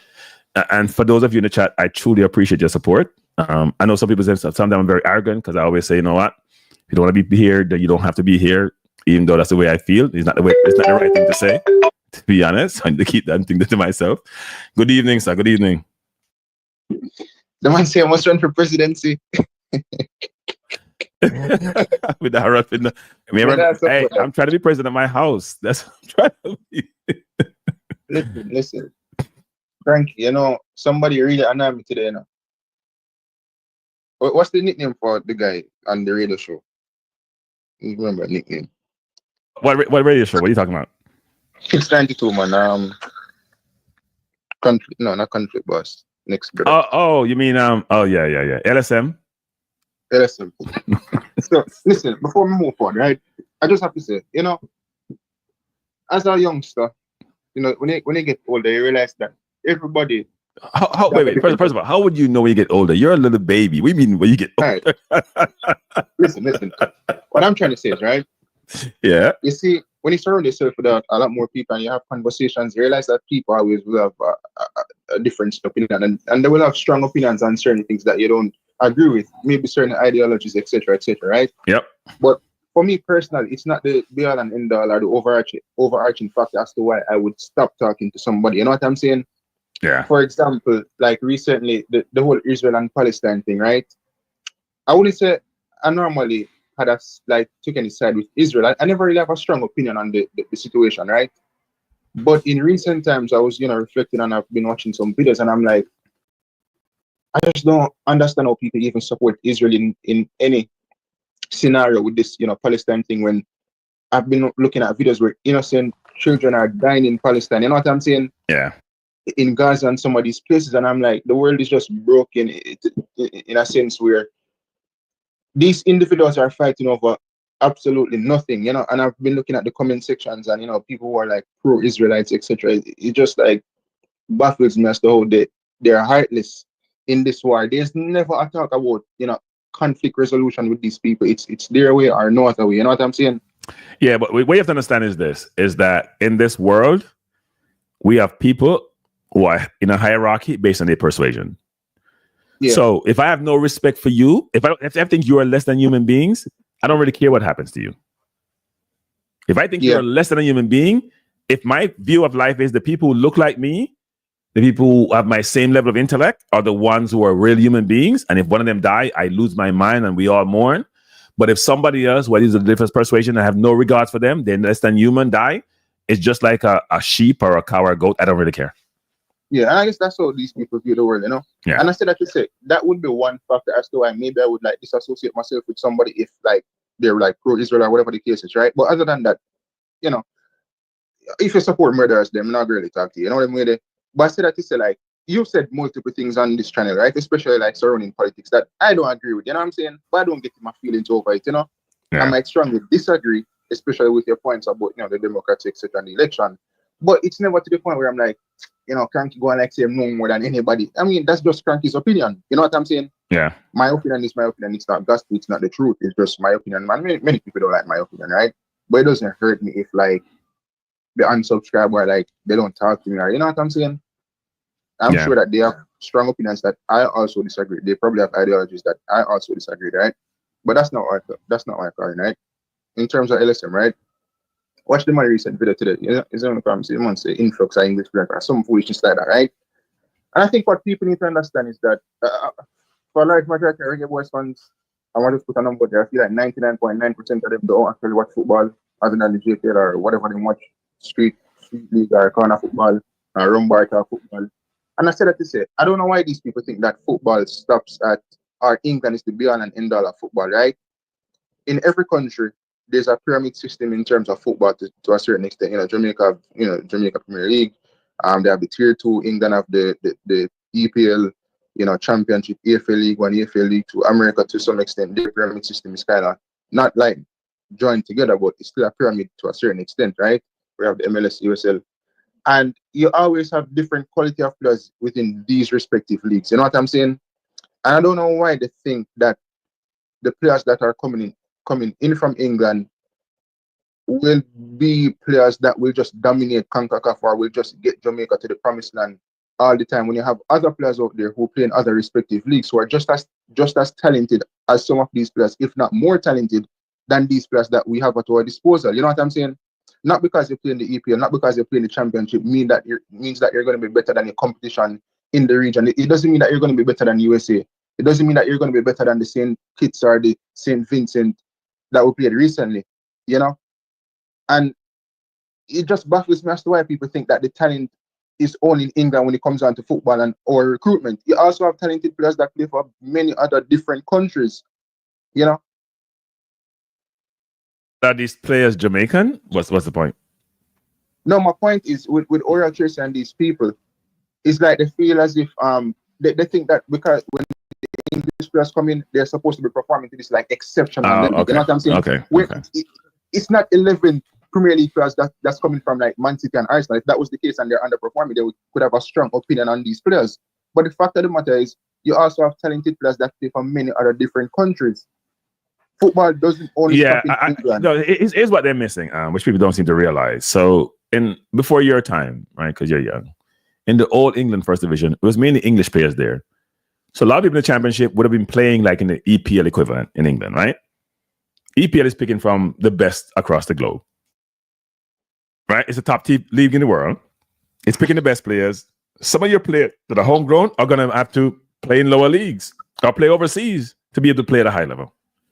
Because if I'm picking, it's like the NBA, for example, where a lot of NBA players, a lot of players who play basketball now are playing in Europe or playing in Australia, because 35% of the people in the league now are from Europe, who are as good as the people who have been here forever, right? So the number of Americans who are playing in the NBA, people don't realize that, is getting less and less every year. More Africans are coming, more Europeans are coming.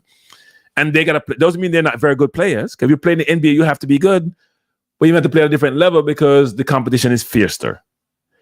We don't seem to realize that in Jamaica. And I think part of the issue in Jamaica is this. They're saying, if you're only 20% better than JPL player, the JPL players should get the slot. That's what they're doing, you know. It's a comparison between JPL players and those players. So if you're not an EPL player hitting the ball at the cover, you're not exceptional, and we've not been playing as well as our ability suggests or our pedigree suggests, then why do we even have you? Why don't I just use my JPL players and playing? The problem is those players are not at the required level. But my question to these people would be, right? Well, first of all, I don't know what the expectation of these individuals are surrounding the national team, right? I don't expect the team to play like Prime Barcelona or these Real Madrids of old, right? So if they get what they want, right?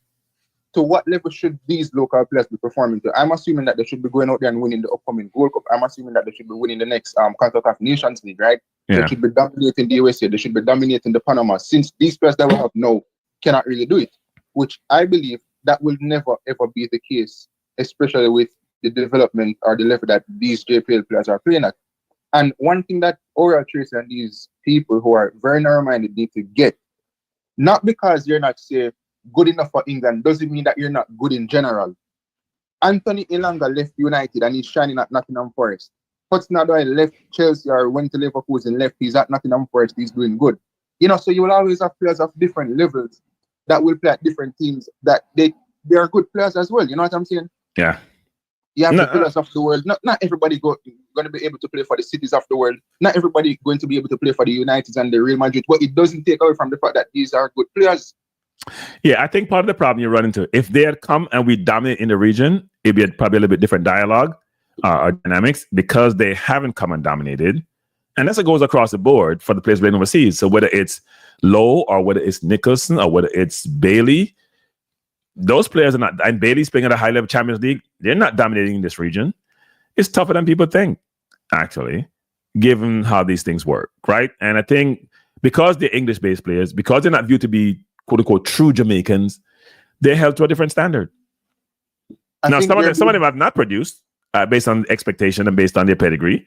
Let's be fair, but the expectations are higher, and the standards that they've been held to are higher. Yeah. Yeah, and I just think that they're being fooled by this English thing, as in they feel as if these players are predominantly coming from the Premier League playing for some top teams, which it's not the case, right? Yeah. And England isn't even the gospel of football in terms of they're not the best, if we're being honest. The good coaches in England, where they're from foreign countries, you know, the best players in England in the different respective pyramids to an extent, where they're from different countries, you know. Yeah. So it's not like predominantly English players dominating the Premier League or the Championship or EFL League One. No, they're different respective players who they are playing their trades in these different leagues and they're performing wonderful. You have people from Spain, people from all different countries. You know what I'm saying? Yeah. Different. That's the point I'm making, which is it's just different. It's now a Premier League. It's a Premier League, not the. It's a Premier League with Premier players, and it only has room for so many players. Yeah, and I think you put it right in that sense. You know what I'm saying? So much and no more can play in one league. You know, so you have to have something where, okay, if you don't make it in this league, you can at least play in the next league, but it doesn't take away from the fact that you're quality. Right? So in terms of Jamaica, a lot of these players, they're at different levels, but what you have to do is you have to form a team. The coach and staff is philosophy where, okay, now everybody can be able to play for Jamaica, right? However, this is my 23, this is my strongest squad, and I believe that this squad can get the job done in terms of beating USA, playing this style of football, and you just move on from there. If it isn't successful, maybe it's a player problem, you try getting new players. If that's not the case where it's the player's fault, then you try getting a new coach. And that's just how football and sports is, you know? Yeah. It's a cycle, so you just move on. Yep. Totally agree with you, sir. Yeah, bless up. Yeah, man. Thanks for the call. So let me answer some things in the chat. Simon's question is, so Kranky, how do we stop the brain drain in Jamaica? It's tough when the minimum wage in Jamaica is now $100 per week. The brain drain in Jamaica is not an exclusive Jamaica event, right? Our situation. Let's think about more a sports analogy, Simon. The players in the JPL who are making probably just above minimum wage, frankly, all we think about is them going overseas to play, right? That's why they probably have quotas in Jamaica, right? That's where the opportunities are. So people are going. It's like you have different companies in the country. People going to work for the companies. I want to work for the companies with a bigger profile and the ones you can make the most money at, right? Think about the countries then as a similar concept. How do you start the brain drain? You have to be competitive. That's why when Nigel was in Jamaica and Nigel tried to, I'm going to call it, exponentially increase the compensation of the politicians and in certain other sectors to make sure they could retain them because they want to be competitive, he got a lot of backlash. I thought the way he deployed that was not the right way. You have to do things more incrementally than all at once. But the idea and concept was right, which is this. You can't compete with the private sector if you're making de minimis wages. And you're going to do things which are not appropriate. That's why you have corruption sometimes, because people are getting enough to afford the lifestyle that they'd like to live.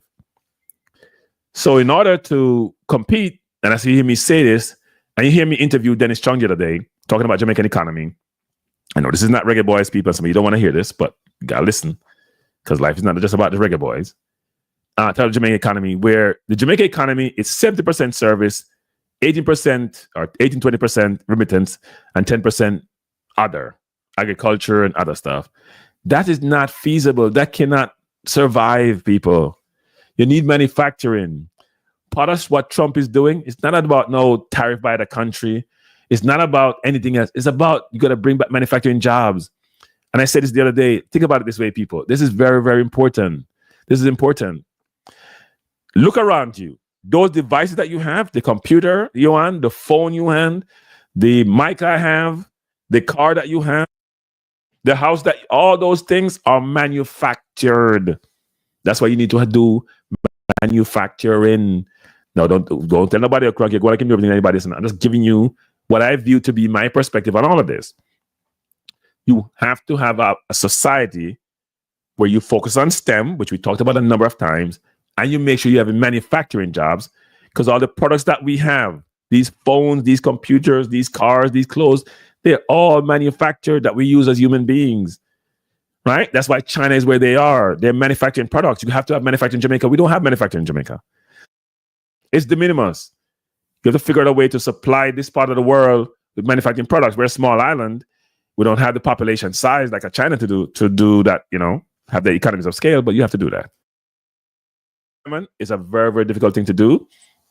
And by the way, people in the service industry, especially like the hotel and tourism, they get exploited. They don't get paid what the value that they deserve. And the government needs to find a way to change that. $100 a day, don't cut it. It just doesn't. So you have to figure out a way, actually. It's $100 a day, $100 a week, whatever it is. It's not $100 a day, because that'd be a lot of money for some people. It has to be where you're having the jobs at the right level to generate the capital to then be able to compensate your people at a fair enough level to improve their standard of living. And I keep going back to this all the time. The Singapore versus Jamaica analogy is a perfect example one should go look at. And somebody called me out the other day. I was playing domino with somebody online. They called me out, which they're right on, and I said this the other day, which is Singapore actually came to Jamaica in the 60s to learn the Jamaica economic model and took it back to Singapore. They just took it and ran with it and did much better in other aspects. They focus on the right things. And now Singapore's economy is comparable to any other country in the world. Ease of doing business, a bunch of different things. But if you want to hear more about that, go watch the channel, the show I did with Dennis, who's very informed about Jamaica economy and how things work. But I do think that the focus on service is fine if you're making money. But there's a key thing about industries or finance or business called concentration risk, which is if I do all my business with, say I do all my business with Drew Ross, who's in the chat, right? Or with Manixman. I do all my business with Manixman. And Manixman decided to cut me off. I don't have any business. That's what Jamaica is with the US, by the way. You have to find a way to diversify your revenue source. Good evening. Hello? Hello? Good night. Good night. Have you ever heard the story between Farrakhan and PJ Patterson? No, I haven't heard that story, no. He was going to Jamaica to do a lecture. And the Jews in Jamaica was asking the Prime Minister to ban him. And then he wrote back to the Prime Minister and let him know that he has the same rights, just like him. Because his father was from 110 Last Street.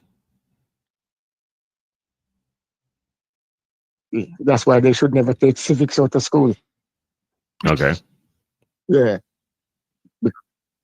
Because they don't realize you have the same rights like them. That's what most of them don't realize. Yeah. And they did have to let him in.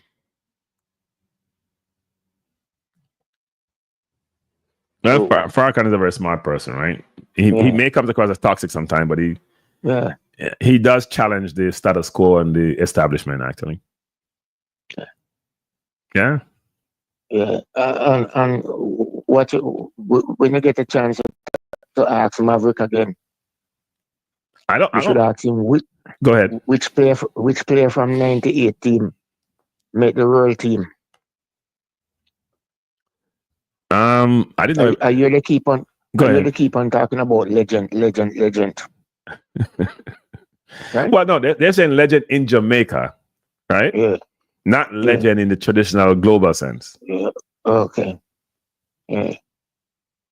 Right. Everybody else name call and they don't mention Dan Burton, who bring Jamaica on his back. It was his 5 goals who brought them to World Cup. Yeah. Yeah. Because when even recently there's a documentary on YouTube, Jamaica was at the bottom of the table.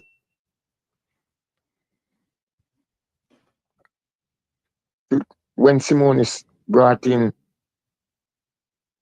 Dan Burton and Paul Hall and Simpson and I think 2 more guys.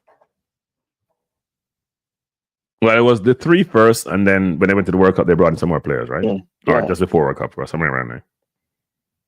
And everybody forget the first goal. Who scored in the World Cup and who scored it? Yeah. Well, you never hear anybody talk about. Go ahead. You don't hear anybody talk about Robbie Hurley? No, because people think Earl was an opportunist. That's why they don't really talk about him. No, seriously. You heard Marcus Galen talk about him. They thought he used Jamaica, so people didn't really appreciate how he operated, right? He wanted to play for England, and that's fine. But they thought he manipulated his way into his situation. He wanted to write a book, and he wanted to get all the notoriety, so that's why he came. He didn't come for... His decision wasn't pure in a normal sense. That's how it was viewed. Well, he scored. He still scored the first goal. Yeah. No. I'm not saying he doesn't. I'm not saying he didn't. But what I'm saying is that Robbie didn't have the best reputation as it relates to that team. It's my understanding, actually. Robbie wasn't viewed in the same light as the first 3 that came, or even the Simpson and Marcus Gale and all those, and Powell and all them. He was viewed differently. Can you think about it? There was at least 7 or 8 players, you know, who are English born who are in that final World Cup squad, you know. Yeah. Right? People got to remember that. It wasn't just the 3 who came initially. So yeah. And a lot of people don't realize that goal that he scored. That's what made Bibi get a contract. Yeah. Those Bibi Gardner squared that ball when he headed in. With a perfect square. Yeah, and that's a good goal. That's taking me way back, but yeah. Mm. Yeah. Yeah, man. But it's funny. Nobody talk about Dan Burton. He's the one who made the world team. Well, I think Burton has gotten kudos, but the people who get most of the kudos are the locally born players. Of course. Because I thought the most important person in that team was the midfielder. It wasn't Burton. It wasn't Tapper. It wasn't Goodison. It was any of those people. I thought, what's his name? The midfielder. Simpson. I thought Simpson was the run 24/7, just in the midfield doing all the dirty work. It was Simpson and Peter Cargill. Yeah, but Cargill was more there mopping up and cleaning up and just passing the ball, just keep it ticking. Simpson was the one playing doing all the running, actually. Yeah. Tapper got the glory for being skillful and beat a man here and scored 2 against Japan. Simpson did all the work, all the dirty work, all the dirty work, all the dirty work. So he doesn't get the credit that he deserves, I think, actually. I don't remember how much goal Burton and Paul scored in a short period of time for Jamaica. Yeah, no, they did a good job. They did a good job. Yeah. Yeah. They did a good job. They don't get the credit they deserve in the team. It's mainly local players. You hear a lot about right? All the legends is local. Yep. Yeah. All the legends are local. Yes. Yeah. Because the other ones are not considered Jamaicans, so they can't be local. They can't be legends. They're not Jamaicans, so they can't be legends. Yeah. Have a good night, man. Have a good night. Appreciate the call as usual. Thanks. Yeah. I was Tommy people. Let me say a couple of things. One is DC said, what did DC say? We go to Aim Henry first. Aim Henry says the manufacturing ship has sailed for the USA. Labor market is the most popular. No, don't disagree, Henry. I've always asked people. I know people in India, and I'm always asking them how come they don't compete better with China. And part of their problem, to be frank, is history and democracy. That may sound contradictory, but trust me, it is. Government, Modi can't just do whatever he wants 24/7, and they have one of the most educated workforce in the history of mankind, frankly. But they don't have the infrastructure. If you go to India, there's a lot that needs to be done, but they're growing quite a bit, and they provide financial services for the U.S. mainly, but other parts of the world, big U.S. banks and all that. And they also are now realizing that size matters in population, as Eamon is saying, and they're doing much more than they used to. And they're also becoming much more self-sufficient. So the rest of the world is in trouble between China and India, which has about 40% of the world population. It becomes tough to compete with those countries that have such huge population. DC said something here about Jamaican products being taxed at what? I entered that late. It was good that Jamaican products engineers will tax at 10%. I don't know. I haven't checked on that yet. But you know what? Jamaica should do. Anybody tax Jamaica 10%? US or China? Jamaica just reciprocate. Because Jamaica's trade deficit is so big, Jamaica can't lose people. Okay? If they tax 10% on 2 billion, right? That's one thing. So they tax 10% on 2 billion. Jamaica can tax 10% on what? 4 or 5 billion trade deficit. Jamaica make more money than that. The only problem is the government gets the money in Jamaica, and the producers are the ones who feel the pain in Jamaica. So a little bit different construct in terms of that work. But if you have a huge trade deficit, you could tax the people who are taxing you. Now Jamaica won't tax China because they don't have a problem with them. They could tax the US. The question is then, will the US find alternative markets for your products? That's the question you run into. That's probably you run into. If that does occur, I haven't checked on Jamaica yet. Because Jamaica has small fish. And by the way, people, I don't think Canada can win the trade war with the US. No matter anybody tell you. I think Canada can win that war. Now, Aim Henry is right That whole bringing manufacturing back is hard, people. When you spend so much years and resources building out facilities in other countries, and you want to bring it back home, which some of it is happening, Trump is paying the long-term gain, but there's so much short-term impact. It's hard to do. So tomorrow, let's go look at the crash. Hey, go look at the stock market tomorrow, people. I'm glad I'm out of that environment. It's mayhem tomorrow. Mayhem. You on the street? You went down on Wall Street, the stock exchanges, Nasdaq, the New York Stock Exchange. You go to the FTSE, you go to the London Stock Exchange. It's a mayhem tomorrow. Mayhem on a global basis. But they're calling it short-term pain for long-term gain. What if it doesn't work? That's the question. Then it's all pain for nothing. So I don't know how it's gonna work.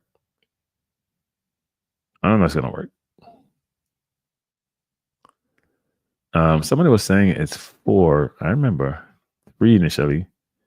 Because when I went to DC, I only saw 3, but I don't remember the other 4 person is. Let me see what other comments here I want to take before I close this thing down. So those players didn't have much time to gel. That's Nitro. Interesting. Simon says the IPL is where India focus right now. They're going to bring in $2 billion to the country. Yeah, but it's more than the IPL, Simon. Hey, people, you see, education in India and the exams they have has to be the most competitive in the world. When I'm telling you something, I used to have a team in India. When they're recruiting people, you know the disciplines here, like the people who are quant, right? Or quantitatively inclined and do a lot of data analytics and do a lot of the coding. In the US, those people make a ton of money. They're dirt of them. They have scarcity of them. If you go to India, people, they make less than, say, the regular accountants because there's so many of them. So you think about them. What you deem to be precious metal, let's use that analogy here in the US, and you're in demand and you're needed and you make a ton of money. In India, they have them a dime a dozen. We talk about STEM. Those countries which are mathematically inclined, engineering inclined, right, technologically inclined, they're the ones who are going to do really well in this upcoming new world. They're the ones going to do really well. And that's why I'm very concerned about the Caribbean, for example. Right? The competition in India is so fierce and ridiculous. That's why you hear them complaining about H-1B visas and people coming here and taking advantage of because they make less. You look at some of the companies now. Look at who's the CEO for Microsoft? Who's the CEO for Google? It shows you direction of travel. It shows you direction of travel. DC said, the US can put the manufacturing genie back in the bottle. That bell can't be unrung. Yeah, it's going to be interesting to see how that works, right? They're trying, it's all a part of Project 2025. They're trying a long-term game, but I think it's so disruptive. And look, the unemployment they're talking about is going to make magnified because you're cutting all those federal workers. You're trying to have the federal workforce. There's a lot of people on the street without jobs who are probably not really well situated to go into the private sector, to be frank. And then you're doubling that up with having tariffs, which is going to affect certain industries, which can result in layoff. I'm glad I'm on the sideline watching. And I say this to somebody the other day. Trump may be the most famous non-war leader of a country in history, actually. I'm trying to think about anybody else, right? So I'm sure World War II, Hitler and Churchill and Roosevelt were really well known. But think about when Trump is in office, how much news he makes on a daily basis in an information age. Because in those times, you get news through your radio and one channel TV that they had in Jamaica way back when. Now he's in every device you have. His face is there. He has to be the most, not the most popular, but one of the most known people, which he probably loves in the world. It's be hard to think about anybody else who maybe has known and talked about, which he loves to death because he loves it no matter what the discussion is. He gets to be on in every country, in every news media, everywhere and everywhere.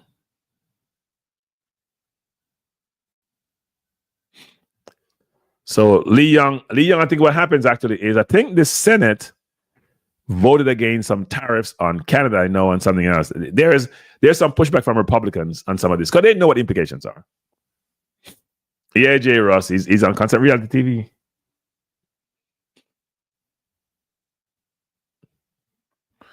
Yeah, DC, that's part of, yeah, DC, you're right about that, DC. Hey, people, let me say this. I am still trying to figure out, I should do a show on this at one point.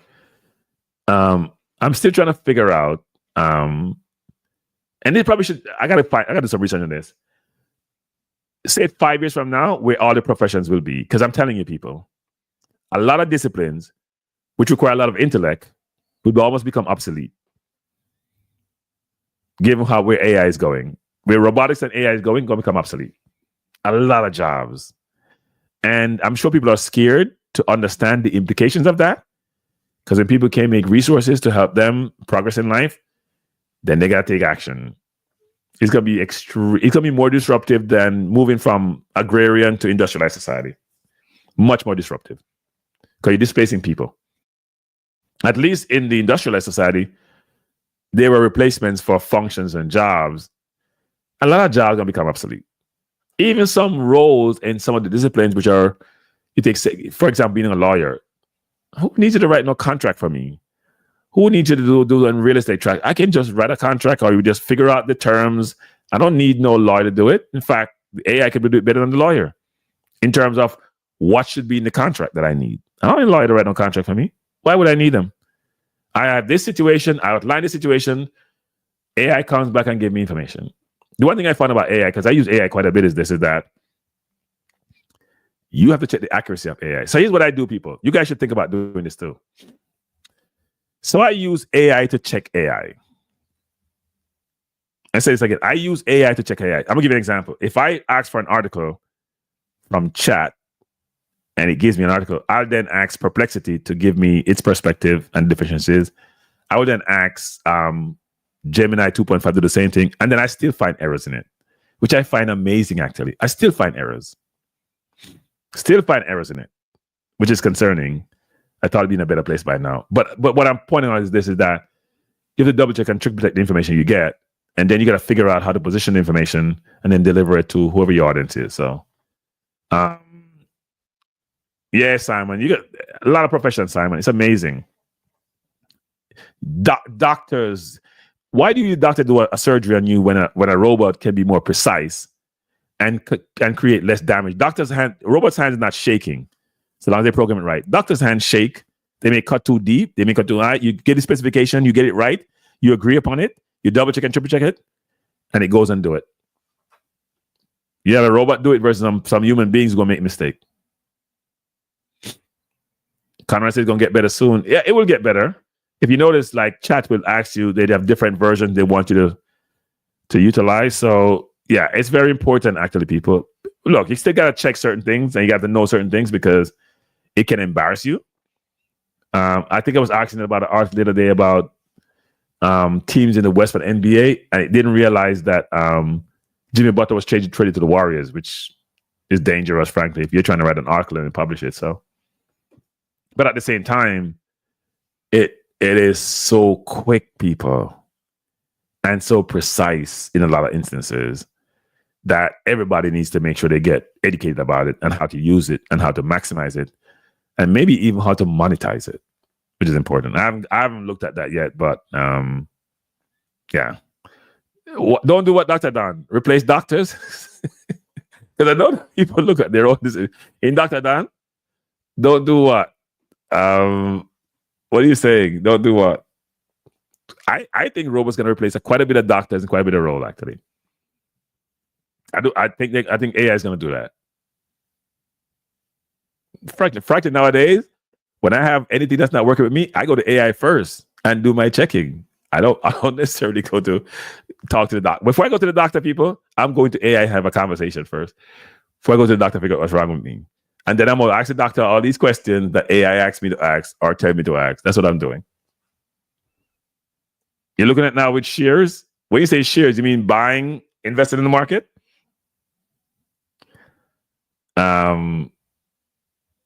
Yeah, now AI is an imperative. AI is an imperative.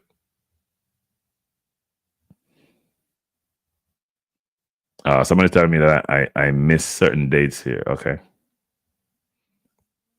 No, AI is an imperative, people. You have to get. Oh, okay. Well, it should be interesting because AI is the doctor. You talking about the human doctor or the machine doctor? Because I think people realize that. You know what AI has taught us? You know what AI has really taught us more than what does AI taught us more than anything else, people? Let me hear see if you guys are thinking the way I'm thinking. You guys tell me, what does AI taught us more than anything else? I think that AI has taught. I think I thought about it the other day. The most important thing that AI has taught me, actually.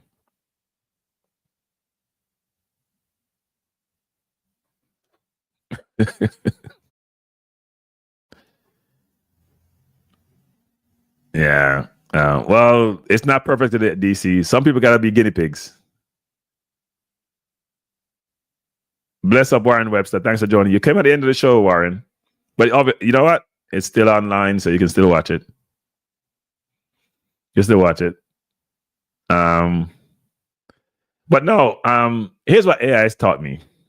We should be afraid. That too, actually, Conrad. You know what AI has taught me more than anything else? And we should have known this from when Facebook came out way back when and the internet came about. It's about the importance of data. And that almost like life is data. It's all about data. It's all about information, frankly. It's the importance of information. Actually, I have done some research. I'm writing a paper on that, Dr. Don, about AI and diabetes. People, I have something I'm going to announce in about 3 or 4 weeks. Put it out there. You guys can go look at it. But Dr. Don, it can do a better job than treating diabetes than doctors can. I'm actually serious about that, people. I know Dr. Don may take that a certain way. I think AI can do a better job of treating diabetes than doctors can. That's my philosophy. Or give you a perspective as to possible treatment for diabetes. Because all it is data. A doctor can only absorb certain information, people. So much information. You imagine one person and the ability to garner and have certain information at their disposal. And imagine a system taking all that information from everybody across the globe, harnessing it, take it, collate it, capture it, disseminate it. No, take it, parse it, and disseminate it in a very understandable, logical, readable way. Are you crazy? No human being can do that.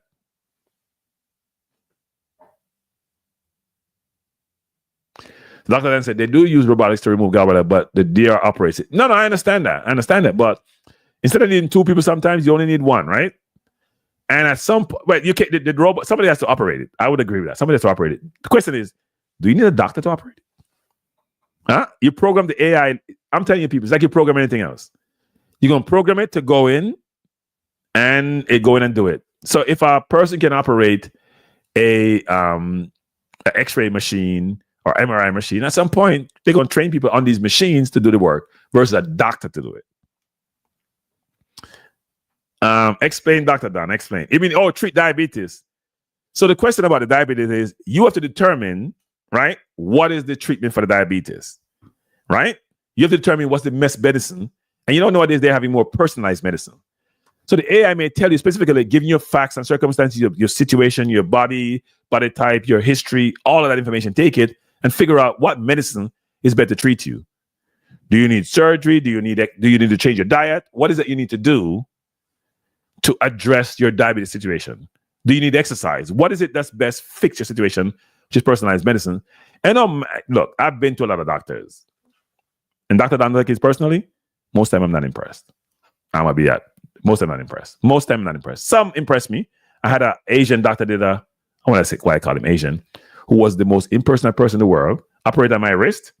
I was thoroughly impressed. I have a lot of doctors, because I've had about 10 operation people. I have another doctor operate on my knee. Worst ever. And I could tell, actually. I didn't sue him, but I probably should have. So I've had a lot of interaction with doctors. I'm not impressed by some. Some I'm very impressed by. Some I'm not impressed by. But that's just life in general. You're impressed by some teachers, you're not impressed. You're impressed by some players, you're not impressed by some players. Ain't nobody perfect.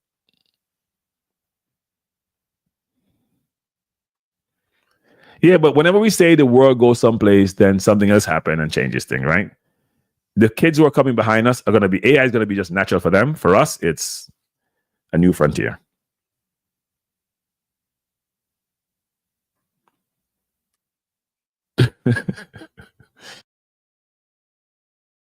Yeah. With all them muscles, Conrad, I'm not sure how that works. They tell you to reduce your muscle sizes. Conrad? Yeah, Conrad, but Dr. Dan, but if it's gone so far, you got to be out of treatment, right? I agree that diet and exercise and nutrition. In fact, I have about, you know what? I can't talk. I'm gonna come up with those things. It should be about 3-4 weeks. I'm gonna have some stuff on some of that actually, Dr. Dan. But I know what you're saying, Dr. Dan. But sometimes they're gonna have medicine in the future. There's a lot of stuff. Dr. Dan, people go on AI and read up that because I just did the other day. So that's why I'm very informed about some of this. Go read some of the articles on these things. I'm telling you. It's interesting. All right? It's interesting. Very, very interesting, people. Very interesting. Very interesting.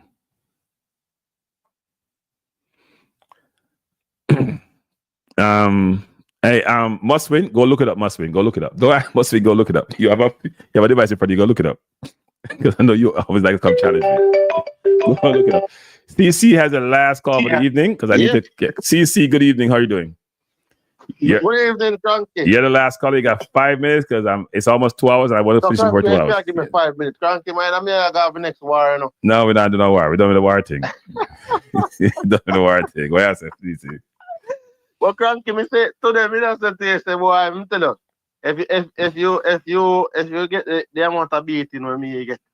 Man, you would probably not even on a channel. I still have a channel over there. Once again, CC. So, Dr. Dan, you want to do a stream, Dr. Dan, on what? Diabetes or what you want to talk about, Dr. Dan? Let me know. Dr. Dan, I've had this back and forth about AI and doctors and that. Okay, you know what we do as people, right?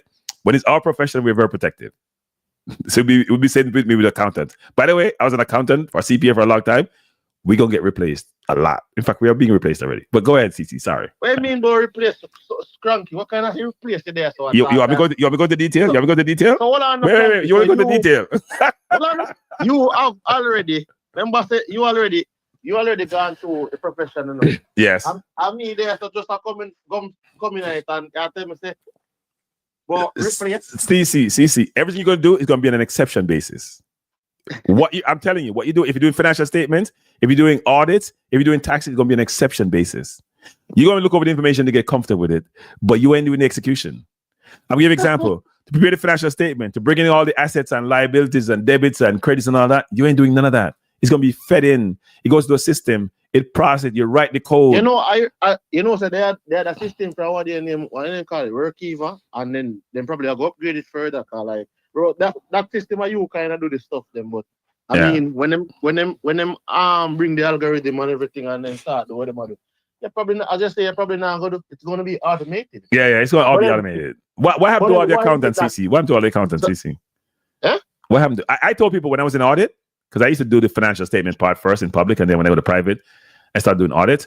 I could automate the entire audit process from start to front and get rid of most of the auditors. All you're doing is doing some kind of reviews. So all the people executing, I can fire all of them.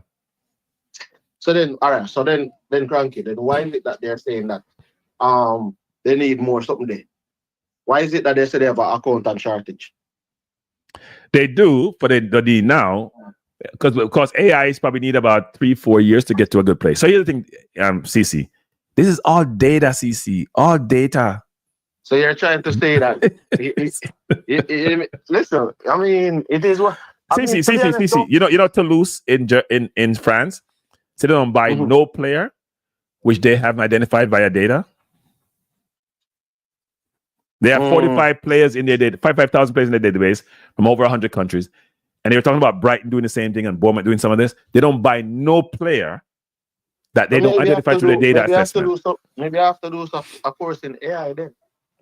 You probably should, to understand AI and how AI actually works. Yes. And then probably just go through the process of saying, all right, because you know that I think today I did a session on AI, you know, and they were saying that in terms of Chat GPT, I think they're saying the people who are developed it, they haven't made any money out of it as yet, you know.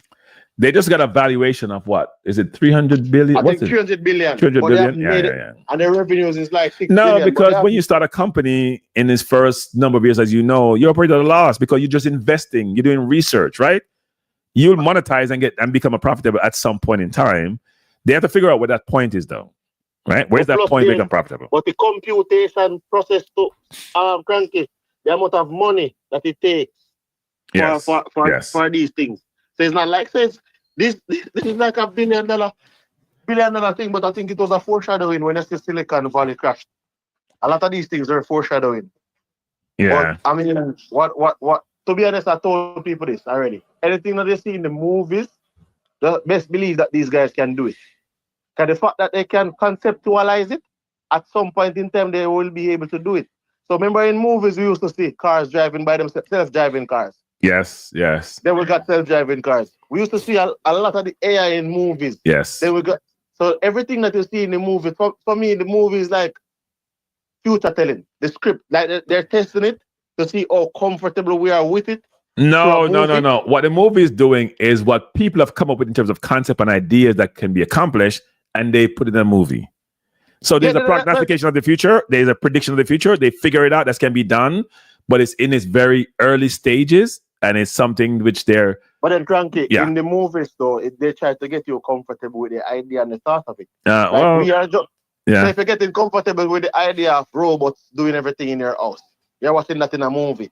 So eventually, you're going to say, "Oh, I saw this in the movie 10 years ago." So it's like you start to get comfortable with it, even if you didn't like the idea of it at first. So they show machine against men against machine with men.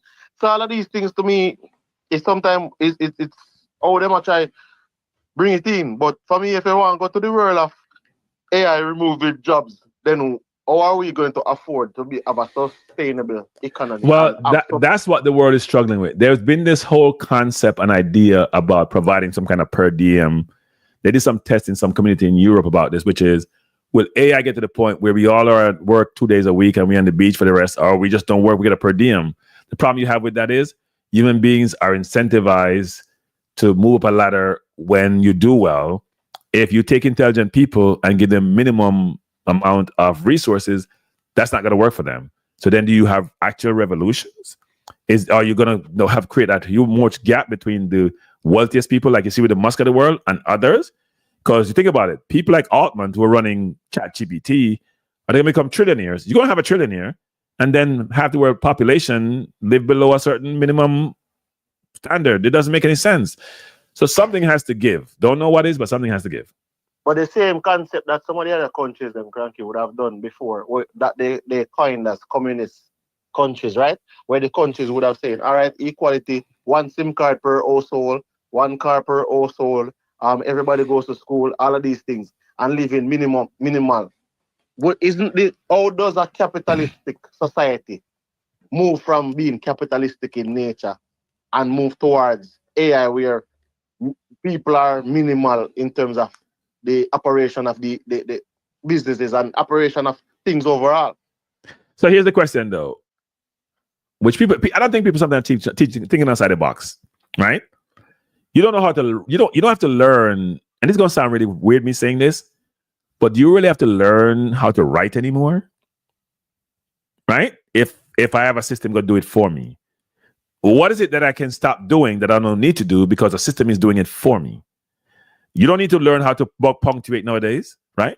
You don't need to learn how to construct sentence. A machine is going to do it for you. I have this argument with my nephew all the time. He comes in here. Did you write that? Yes, I did. No, you didn't. You can't write like this. You can't even conceive like this. You didn't write this with my youngest nephew. And he swears that he does. I'm saying, I shouldn't say it on this, but I'm saying, you know what? Get out of my face. You didn't write this. Go write it, because I know how you think and how you're gonna write.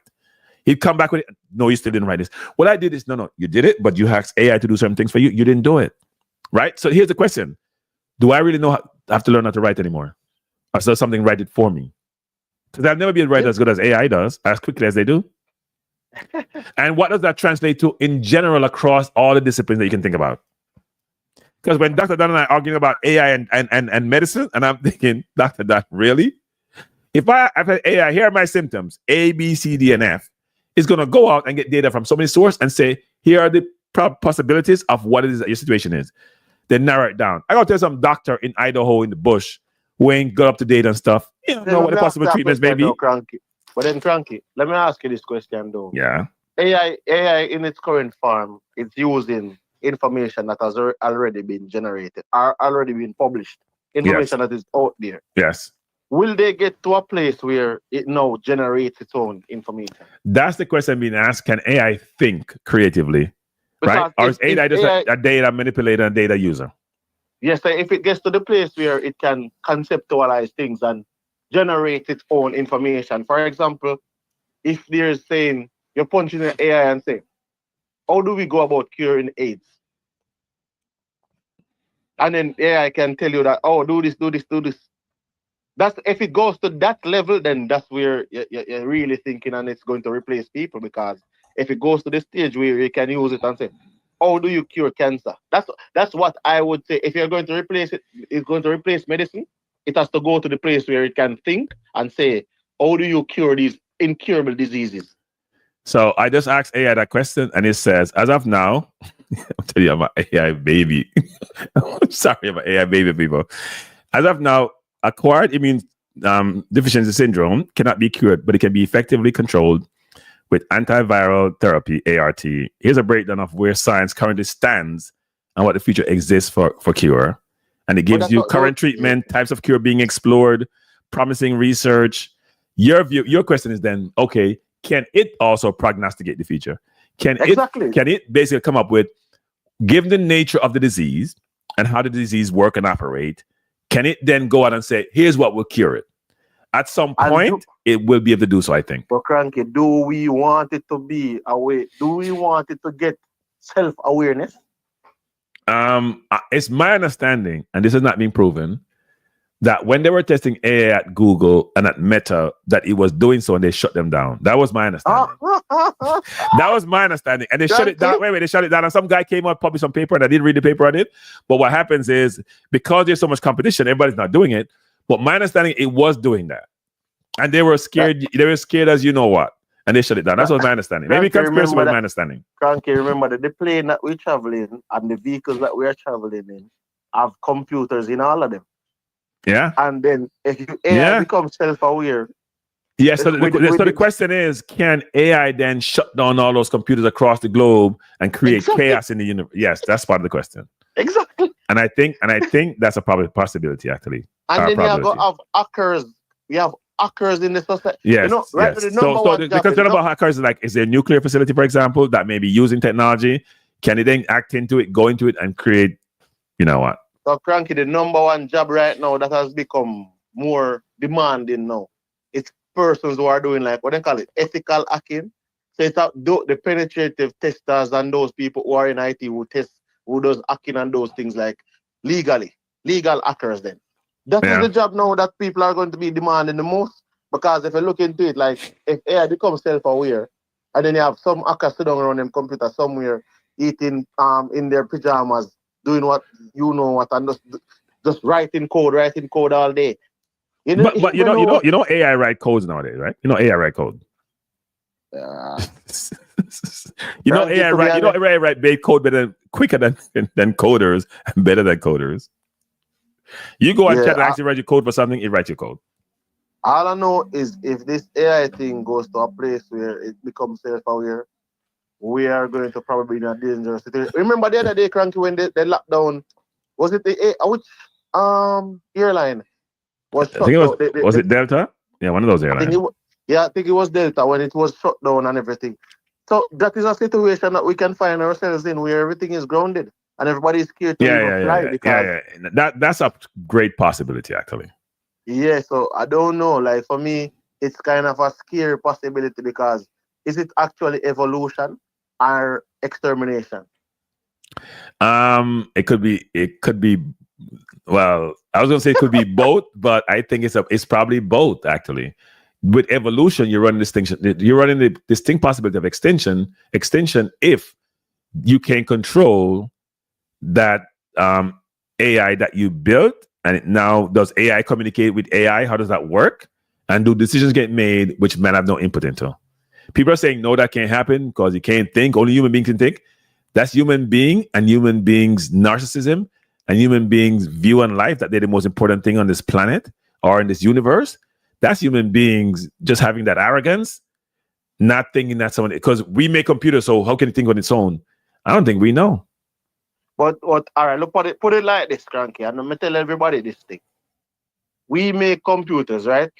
And it is assumed to persons who are believers that there's a supreme being who made us. But then you have people who are rebellious to the idea that there's a supreme being. So imagine the computers now that we make and the AI that we make become, what do you call it now, rebellious towards the creator. Yeah. Look, that's a cycle.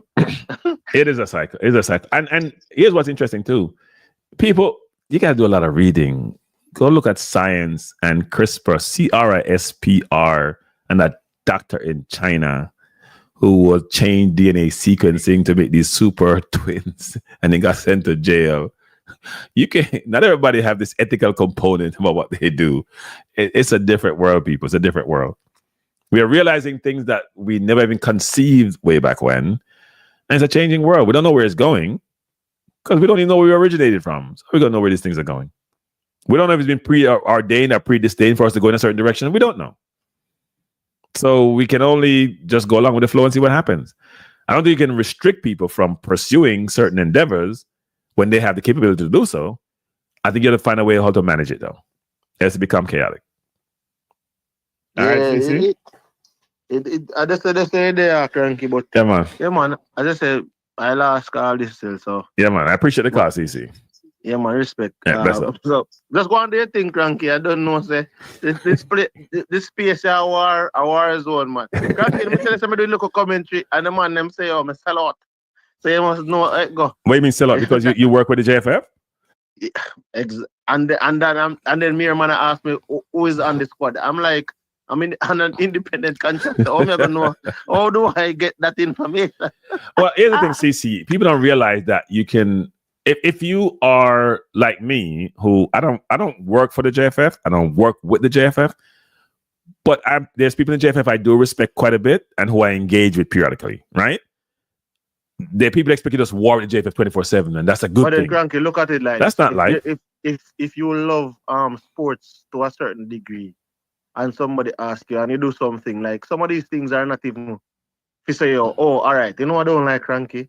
Kranky, if I love, for example, I love accounting, and Kranky has a business, and Kranky, some people are against Kranky, and Kranky contract me out to do the books or do something, or do some audit work for him. When a business who you want to be Kranky, and if some people don't like it, if me don't like it, nothing like because I love doing this, yep, I'm going to do it. So it's not about to say me I do it because of the money. I'm doing it because I love to do it. Yeah, I hear it. Yeah, man. Say it has nothing to do with the money. And it has nothing to do with the people, because a lot of us work with people who don't like every day. Yeah, true.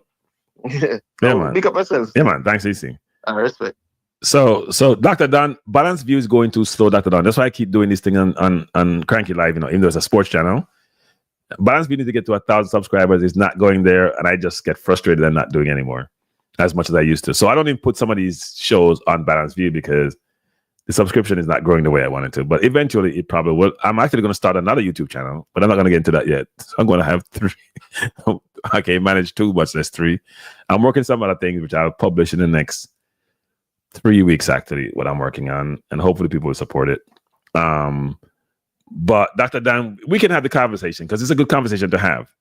I just have to I have to come prepared when I'm dealing with you and some of these things, because you're an expert in the field. I am not. I may have enough information to be dangerous, I think, actually.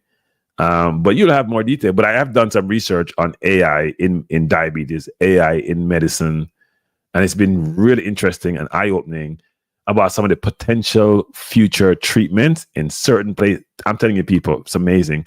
But Dr. Dan is right about something. From what I've read, there's nothing like exercising. Nutrition and exercise. If you want a good example, go look at Japan and their lifespan and all that, and their health and their lack of obesity. I was saying to somebody the other day that I was talking to Dennis Strong about this on my channel when we were talking about the Jamaica economy, that some guy I saw on YouTube went to some school in Japan. But Japan, I think, about a 4% obesity rate. The US maybe what, 30-something, 40-something%. And he went to a school, nobody was there obese. But what was interesting about going to the school was every single elementary school had a nutritionist on staff who prepared the meals for the kid. And they got to be healthy meals. Can you imagine if you do that across? Because you know what? We acclimate, I believe, to food, and food that people think are repulsive sometimes, over time, become tasty. Right? It comes tasty. It comes something you can. I never used to like salad. I used to look when I first started in corporate. I like, you can eat that stuff because I eat my Jamaican dumpling and banana and stuff. But after a while, you start getting to eat some of those food, and you're like, it's not as bad as I thought it was.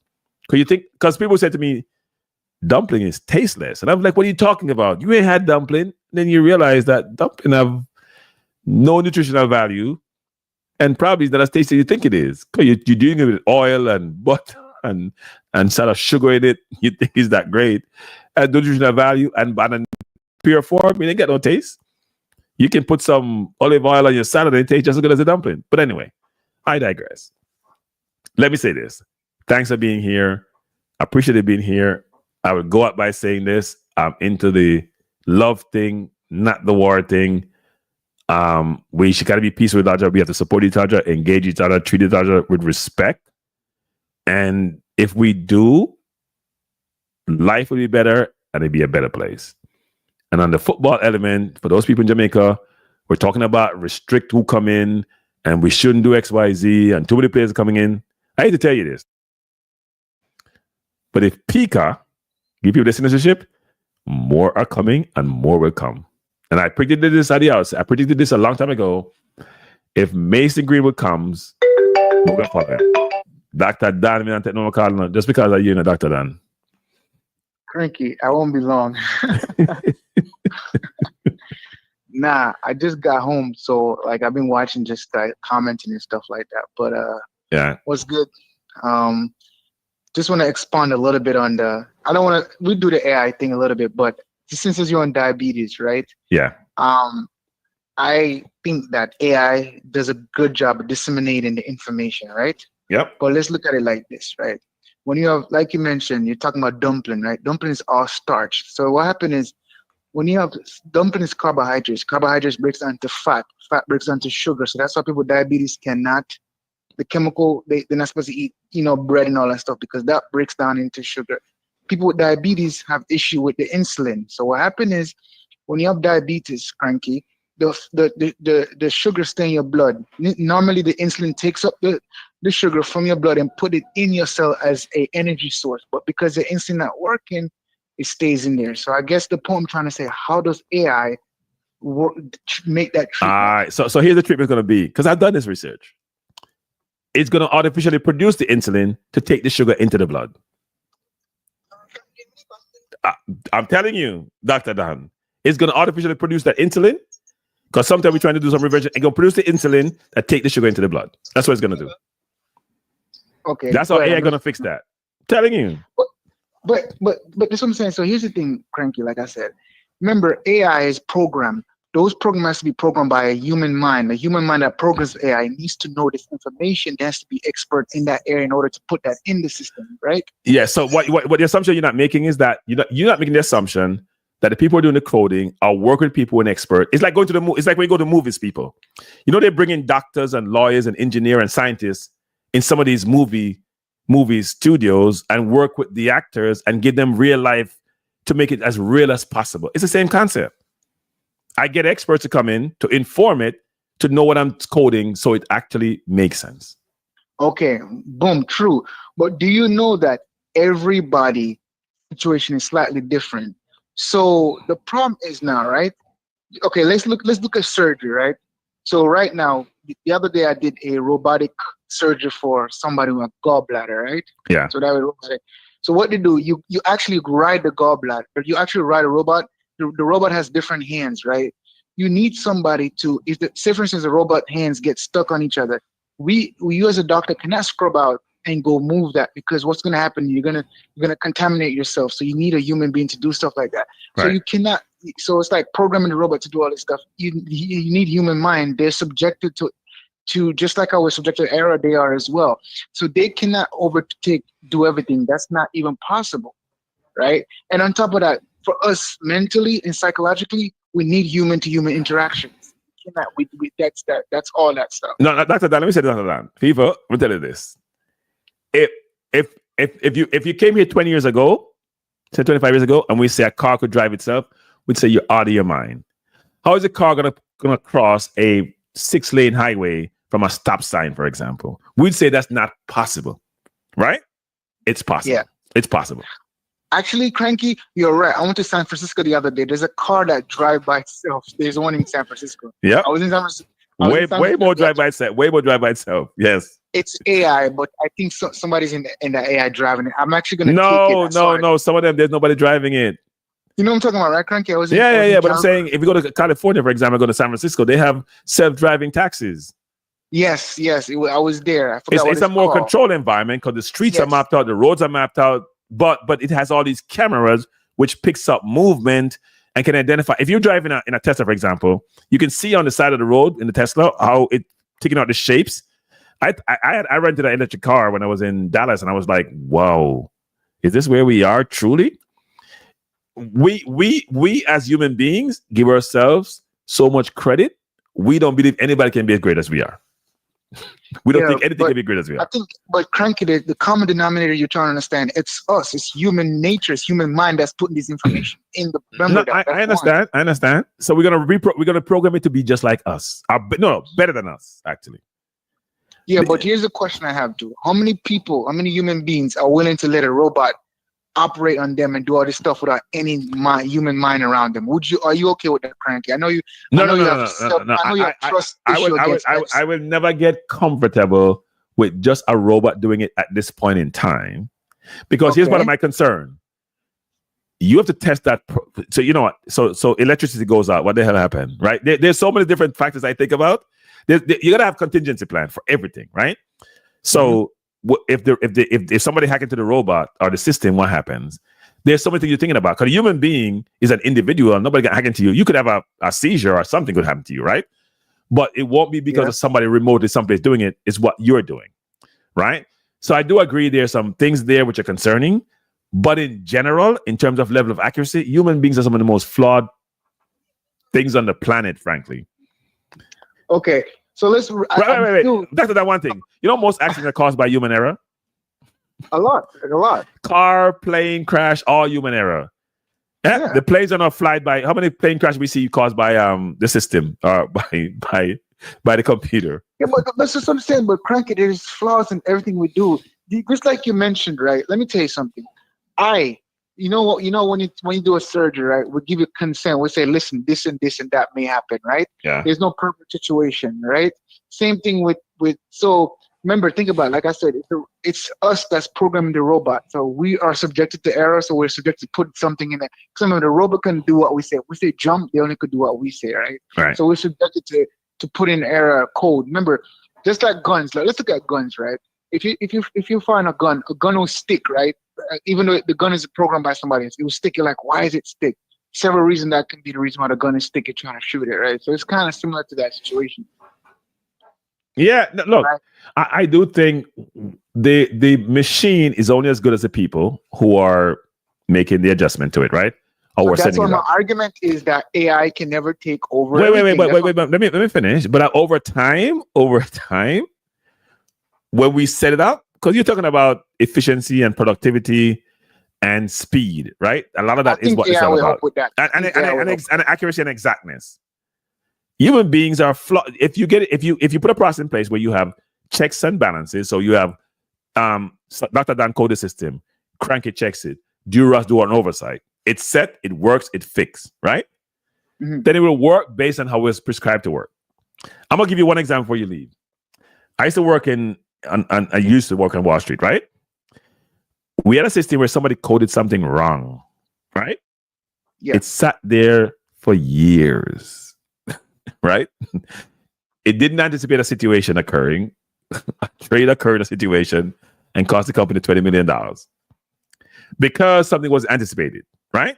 That's human being making decision. The machine doesn't make the decision. Human beings make the decision about how it should work. It just executes it. So we would be the ones who are flawed, not the machine or the AI. Okay. All it's doing is executing what we told it to execute. That's all it's doing. Okay. So Kranky, I can speak. I want to speak on the medical aspect of it. Let's say this right now. Say, for instance, you have heart failure, right? Yeah. How does the AI would treat somebody with heart failure? Let me ask it actually. Well, hold on, let me ask it. People, we're doing real time check here. Let me see if I can go on chat. Hey, hold on. I'm gonna go on chat. Hey, chat. How does a doctor? How should a doctor treat a patient with heart failure? So let's see what it comes up with. I probably type, okay. When a doctor interviews or takes history from a patient with heart failure, the goal is to gather detailed information that can help in confirming the diagnosis, assessing the severity, identifying the underlying cause, and detecting complications or comorbidities, right? First, presenting complaints. Start with an open question. What brings you in today? If no one asks, can you tell me more about your heart failure symptoms? Symptom inquiry. Shortness of breath. What's it called? Dyspnea? Dyspnea means shortness of breath on exertion. Yeah. So it says at rest or exertion, apnea, paroxysmal. Here's a question for you, Dr. Dan. Why you guys gotta show so you're intelligent to put all this complicated naming of anything around the human body? What's that about? Okay, Kranky, let's look. Kranky, listen, right? You and I before I went to medicine, I was an accountant. Don't we have our own language that we speak? Yeah, but they're not complicated. We're trying to make something so intelligent that the words you can't even the words don't even flow really well. Anyway, let's keep going. Fatigue, swelling, weight gain or loss, cough, especially at night, palpitations, chest pain. It's saying actually all these symptoms, right? Past medical history, hypertension, coronary artery, diabetes, vascular disease, arrhythmias, cardiomyopathies, kidney disease. That just means your heart is large. Yeah, and kidney disease, right? Then talk about medication. Ask for liver current medication, including over-the-counter and herbal, compliance, adherence, recent changes, use of NSAIDs, steroids, or other meds that may worsen, right? Whatever. Family history, sudden cardiac death, cardiomyopathy, genetic conditions, right? Social history, smoke, drugs, diet, level support system, functional status. People, this is AI, people. Use NYHA. Wait, no, it's giving you all these things you gotta go through. It's a universal list. Kranky, see, this is what I'm trying to say. Everything, okay, let's look at this. Whenever somebody go in the emergency room, that's all the same question I ask. That's why I'm trying to AI disseminate the do I need a doctor to do this then? Or do I get the doctor to do something more important and somebody just asks you these questions? And you just record it and give it to the doctor. You do. Okay, no, you don't. I'm gonna explain to you why. Let me explain to you why. Okay. You come to the emergency room, Kranky. I ask all those questions to put together differentials as to know what is going on with you. So if you think about it, if you come to the emergency room, you have shortness of breath. Shortness of breath can be caused by pulmonary pneumonia, COPD. It can cause by many different things. It can be caused from heart failure. So when you put together all that stuff, what I do now is look at the differentials, what can be causing that. Like, so say for instance, I'm going to do echocardiogram. Echocardiogram is a picture of your heart to see if it's weak. That's what we call Dr. Dan, let me hit it. Let me tell you this, Dr. Dan. Slow down for a second because your profession is at risk. Slow down. Let me say this to Dr. Dan. They did a test of AI versus radiologists who read the results of the data took, and the AI did better than people who did that. Made less errors than they did in diagnosis. Yeah, because it's the same concept you're just saying. Kranky, okay, think about it. Listen, it's about data. It's about data. Yeah, Kranky, it's a data that's okay. When we do research, you know what a meta-analysis is, right, Kranky?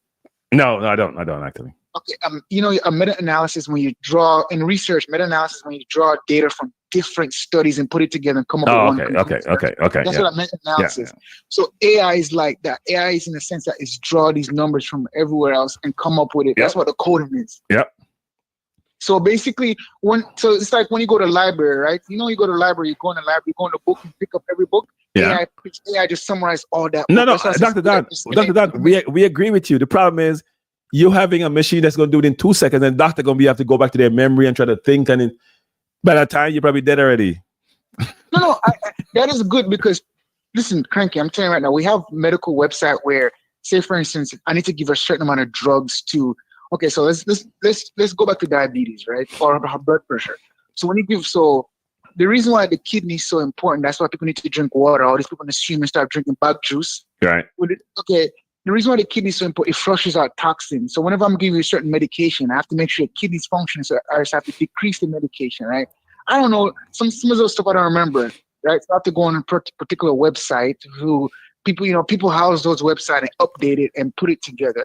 So AI will good for that because listen, I can't remember everything in my brain.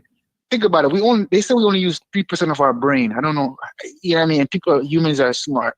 So that's what I'm trying to like in that sense. But everything else, I don't think AI can replace. No, it won't replace anything. But I'm telling you, it's gonna replace a lot. People don't seem to realize. What the doctor do is get data from you, information from you, to then inform his view about, you know what direction should I go in? What do the symptoms tell me? In fact, sometimes you may hide a symptom that may be materially affect what he would diagnose for you, right? Right? The person may not tell you something they should have told you, which may lead you in the wrong direction, right? So AI is going to ask all these questions. Hopefully the person is truthful, and he's going to take it and synthesize it, and then do a lot of analogy about what is a comparative I can use to figure out what has worked before, what may not have worked. It can compare millions and billions of cases. The doctor can't do that. The doctor can go from his or her experience. The AI is going from the experience of all these doctors across the globe. There's no comparison. There's no comparison, Dr. Don. Trust me. There's no comparison. No, listen, the efficiency and having all the information in one place is yes. There's no comparison, right? But like I said, in order for that information to get in the system or the program, it's us that has to do the research. I agree, but here's what's going to happen. Just like how we took all information we have and put them in system now so the computer can access information. Because remember before, things were manual, they were in books, right? Floppy disk. Remember those floppy disks? Exactly. All these going to go code into system is going to be the same concept. So here, for example, suppose some doctor did some revolutionary thing in India that you may not have even heard of. The AI may be able to find it and say, you know what? Have you thought about this? Dr. Don, have you thought about this? Because this was done in Mumbai on XYZ date. Here's what they did. We didn't have that information before. I'm telling you, people, it's revolutionary. It's not evolution, it's revolutionary. You'd be amazed how this works. Yes, but how? Okay, that's it. But how does it though? But my question is, how is it gonna give you the? How is it gonna give you the drugs? How is it gonna do this? It can recommend the drugs. It can do all this stuff. Wait. So if it tells you if it figure out exactly what your symptoms are, it gets it pinpoint. Then what the drugs are gonna alleviate those symptoms, and the right diagnosis of those drugs. Okay. But here's a question though, Kranky. Again, several diseases presents the same. Okay, somebody with diabetes can present somebody with heart failure as well as somebody with pulmonary. All three of them combine together. Wait. So what's your question? Hey, people, this is real time. We're doing this. Okay. So how does not how does, because when I do AI people, it's my friend. We're having a conversation. So how do you make determination between different diseases which provide similar symptoms, right? Okay, yeah. Which have similar symptoms. Let's hear what my friend. I'm using chat now, as I say. Great question. It always say great question to me, actually. Medicine can be tricky because many diseases share similar symptoms like shortness of breath, chest pain, or fatigue. So doctors use a systematic approach called differential diagnosis to narrow things down and figure out what most likely going on. For example, history and physical examination. This is the foundation. The pattern, timing, and associated symptoms help differentiate. Example, shortness of breath comes on suddenly while lying flat, could be heart failure. Worsens with exertion and as wheezing, could be asthma or COPD. Which is pulmonary. Yeah. Comes with fever and cough, think pneumonia. Targeted test and lab. Used to support or rule out conditions, symptoms, shortness of breath. Possible tests, X-ray, BNP, ECG, echocardiogram, CBC, CT, angiogram. What it tells you: chest ray, heart size, fluid in lungs, BNP, elevated in heart failure, ECG, rhythm, ischemia, echocardiogram, heart function, valve. It tells you, Dr. Dan, but look at your profession. Pattern recognition. But Kranky, that's what I'm saying. You're arguing for me. Kranky, look what I'm saying. That's what I'm saying. So AI wouldn't be able to differentiate if all those present the same. But how do you differentiate then if AI? How would you differentiate this? Okay, that's what I'm saying. I have to see you. I have to look at you clinically. I have to look at you clinically and say, okay, this, that. Wait, it's not done. Wait, it's not done. It's not done. It's not done. It says process of elimination. If something doesn't fit, it gets less likely. Example: if a patient has SOB but no fever, clear lungs, no crackles, and no elevated white cells, then pneumonia is less likely. Is that correct? Yes and no. Yes and no. Yes and no. Let's keep going. Clinical judgment and risk factors. Doctors use their experience plus patient-specific info like age, risk factors, like smoking, high blood pressure, medical history, family history. Wait, would you like a realistic case scenario showing how doctors rule out different diseases step by step based on symptoms? That's often the clearest way to understand it. Defense rest, people. Defense rest. You'll be giving a scenario. Okay. Wait. Please do. These people. Dr. Kranky's in session. With my able assistant, ChatGPT. Case: Mr. Brown, 68 years, presents with shortness of breath. Step 1, history taken. Mr. Brown, when did your shortness of breath start? Over the last 2 weeks, it's getting worse. People want to stick with it. We have some fun tonight. Doctor, is it worse when lying flat or at night? Yes, I need 3 pillows now. I wake up gasping for air. Doctor, do you get swelling in your legs? Yes, my ankles have been fully puffy. Doctor, do you have a cough or fever? Mr. Brown, dry cough, no fever. Doctor, any chest pain? No, just tired all the time. Doctor, any history of heart problems or high blood pressure? Mr. Brown, I had a heart attack 5 years ago. I'm on meds for pressure. Step 2, physical exams. Elevated jugular venous pressure seen. Bilateral leg edema, pitting. Crackles heard at the lung base. Heart sound distant, irregular rhythm. No fever, oxygen saturation, 90% on room air.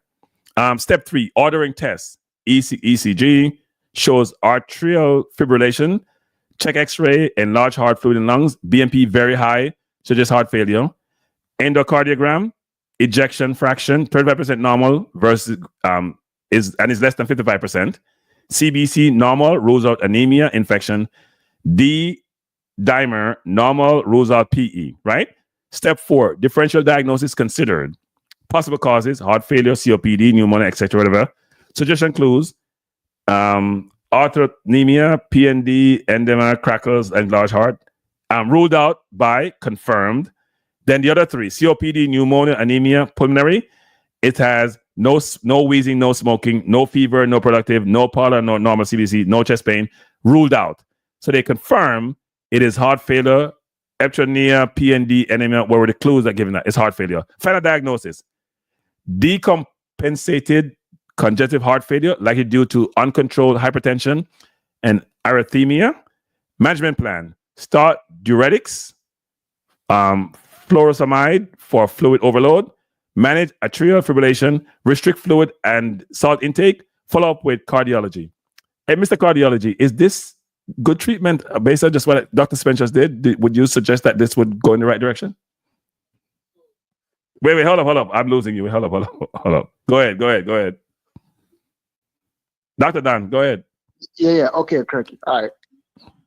So again, what they said was everything that the AI just said is essentially what I was seeing. A patient comes in the office who have, but the argument I was arguing with you is that they're gonna be presentation are similar, right? Those rule out that you just mentioned. Right. How does AI does that and see a patient and say, okay, this, that, that? Because one drug can treat many diseases. You see what I'm saying? So Right. that's kind of what I'm saying. Right, but what AI is basically saying is that it's by process of elimination, isn't it? Yeah, but that's what I'm saying. But the process elimination needs to be done clinically. I have to, in front of you. You know what I mean? I have to be in front of you. I have to do all these things. Yeah, but why you have to be in front of me when you can just because clinically can mean looking at the patient, which is very important. So if you're crashing, you're toxic. If you're crashing, you're toxic. You're not stable. That's one clinically. Two, also me reading your labs and see what your labs, because certain labs go certain disease like BMP. If you have high BMP, that means you into decompensated heart failure, right? Wait, Dr. Let me ask you this, Dr. Dan. So why couldn't the physical, you could then put your physical person in some kind of contraption to check all these things you're saying, the eye are dilating, what's happening with your chest, your nose, all these things, all these tests. You could be in a room where at some point you're gonna be in a room with some machine where you stand up against, and it does all of that right away without going to different machines to do different tests. I don't know if that's possible. I don't know, but I'm just saying in essence, it's just difficult. It's difficult to rule out those things. Like it's just way difficult. Because like for instance, if you come in the office to me, Kranky, right? Yeah. Let me give you a day of my life. All right. This is what happened to me today. This is an example what happened to me today. This lady came in the office today. She said, "Doc, I've been having shortness of breath for the past 3 days." I said, "Okay, what's going on?" Wait, hold on. People, real life. Okay. Hey, chat. I have a real life situation. I want you to assess and diagnose. Now, wait. I'd like to talk to chat. Ready? And what does chat say? Absolutely, I'm ready. Go ahead and tell me the situation. Give me as much as you can. Age, symptom, timing, medical history, anything you want relevant. Let's work through it. We ain't gonna do that tonight, people. I'm just telling you. It doesn't tell you. It needs information to do it. You know what? If I had it, am I on the one that I subscribe to? Because I spend my $20 a month enough for this. I don't on it. I would just have you talk and it would capture it. But I don't think I'm on that one actually. I don't think I signed in. Why am I not seeing I'm telling you, this is like, I'm telling you people don't get this, I'm trying to find the one use voice. Okay, Dr. Dan. Let me see if we can hear you. Hey, chat, can you hear me, chat? Wait, use voice. Chat, can you hear me? Chat, wait, what up? Chat, wait, hold up. Let me talk to chat. Chat is not hearing me. Chat had me on mute. Okay, allow this time. Okay, fine, ready. Hey, chat, can you hear me? Chat, I can't hear you. Can you hear me, chat? You can hear me? Okay. I'm going to have someone to give the diagnosis for the patient. You ready? Chat, you ready? Okay, go ahead, doctor. Go ahead, patient. Doc, I've been having shortness of breath for the past week. I'm unable to lay flat. Whenever I wake flat, I wake up gasping for air. Whenever I'm unable to walk 2 blocks without getting shortness of breath, my heart beats fast. I don't know what's going on. I've taken all my medications as directed, but I'm still having the shortness of breath. What medications did you take? I take my fluoxetine. I take my Lasix. I take my beta blocker, and I take my calcium channel blocker, and I take my insulin for my diabetes.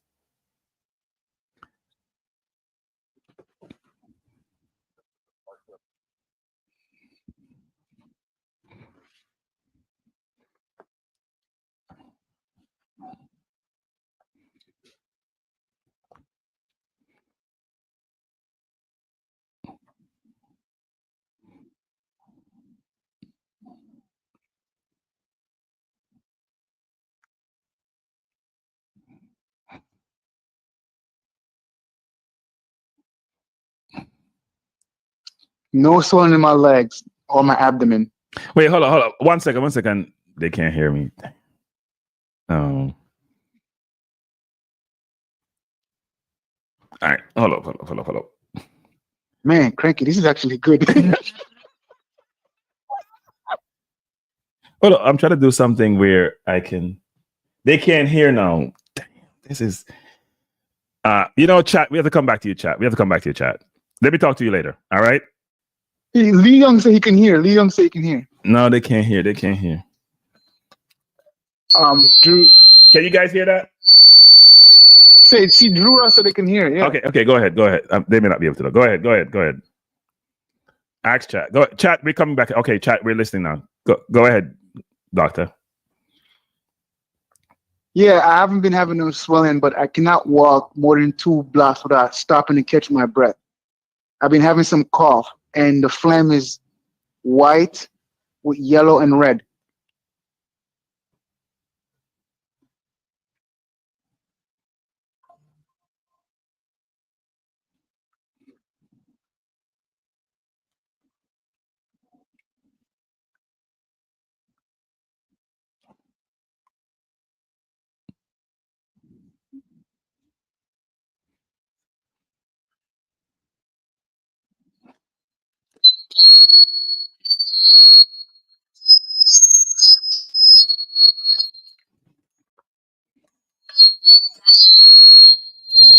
Sorry, they said they can't hear the AI though. That's the problem. They can hear us, but they can't hear the AI. I know there's a feedback, but I don't know why I'm getting the feedback. Hey, I'm sorry, chat. We're having some problems with us hearing what you're saying, chat. I'm just trying to figure out how to work this. Let me do this. Can you guys hear? No. Dr. Don, say something. Let me hear this. Yes, Doc. I've been having shortness of breath. One second, Dr. Don. Okay. Go ahead. Let me see if you guys can hear this. Can you hear? Dr. Don. Yeah, I can hear you. Hey, chat, can you hear me? Chat, can you hear? No, it's coming through my system. Hold up. It's not. I gotta disconnect people. Let me see if this works. Hold up. Now I'm trying to cut out and just do it manually and see what happens. Hold up. You can hear the AI? Yeah. Okay, go ahead. Let me see what happens. Also, Doc, last week I went to Minnesota and I went to a party. And Wait, 1 second. Can you guys hear Dr. Don now? They can't hear you. Hold up. Sorry, chat. 1 second, chat. We're having some technical difficulties. All right, go ahead, Dr. Don. Okay. Also, Doc, last week I went to Minnesota. Wait, one second. Can you guys hear both now? We can hear Dr. Don. Can you hear the AI now? Hey, chat, say something, chat. We can't hear you, chat. Yeah, Drew Ross says good. Deep's better. Pepper say. They can't hear the AI. They can't hear chat. Chat, can you say something?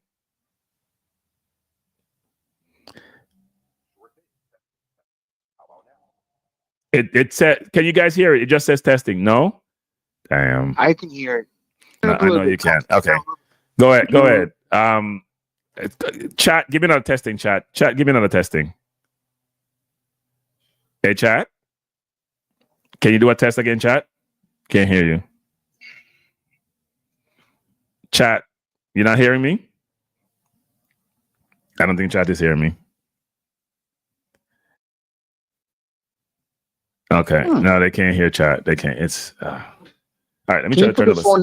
Can you put the phone next to the speak? Can you put the phone next to the when I take it out my ears, it's screaming, but I don't know why it's doing that. It's giving this really. Put the phone next to the mic. No, I put the. You mean your fault? You mean you? I mean. No, you're fine. It is the system. I think when it's talking, it's not going through my headset. So I have to. Let me just think about this. How is it that I can hear it and them can't hear, but I can hear? Yeah, because I think I understand why, but I'm just trying to figure out a way. Let me just think about it. Let me see this. Okay, can you guys hear chat now? Oh, I'm asking them chat. Hold up 1 second. Can you guys hear? Did you guys hear chat a while ago? No? Did you guys hear chat a while ago? Yes or no? No. Drew, I say no. No, they said yes, but it's low. and it's really high in my ears. Frankly, I'm deafing, getting deaf. Chat, they're trying to hear you. Can you guys speak again? Let me hear it. You guys can hear. Chat, please say testing. Chat, can you hear me? Chat, please say testing. Chat, you can't hear me? You know what? We have to do this in testing. Say testing, chat. Come on. Say testing. Testing. 1, 2, 3. Did you guys hear that? Maybe if they hear it. We're checking chat to see if it came through. I'm checking. Did you guys hear the chat just says 1, 2, 3? No? Because I put your wait, one second, chat. We're not there yet. They heard testing, but it's low. Chat, can you speak up, chat? They say you're talking low. All right, let's try this. Yes, okay, go ahead, Dr. Don, go ahead. Yes, Doc, I went to Minnesota about a week ago, and ever since I came back, I've just been having this excruciating hip pain, and I've been having some night sweats and fever. I don't know what's going on. Can you help me? Thanks for sharing that. Hip pain, night sweat, and fever can indicate a few possibilities, like an infection or inflammation. Since it's been going on since your trip, it might be worth considering any recent activities or injuries. Have you noticed any swelling or redness around the hip area? I'd recommend seeing your doctor soon for a thorough exam. I went to the doctor and they told me nothing was wrong. I don't have any swelling around the area. Just having difficulty waking up in the morning. Got it. If there's no swelling and your doctor didn't find anything specific, but you're still having difficulty, it might be helpful to track when the pain is worst, like if it's first thing in the morning or after activity. Sometimes imaging like an X-ray or MRI can give more insight if the pain persists. In the meantime, gentle stretches or heat packs might help. Keep an eye on it and follow up if it doesn't improve.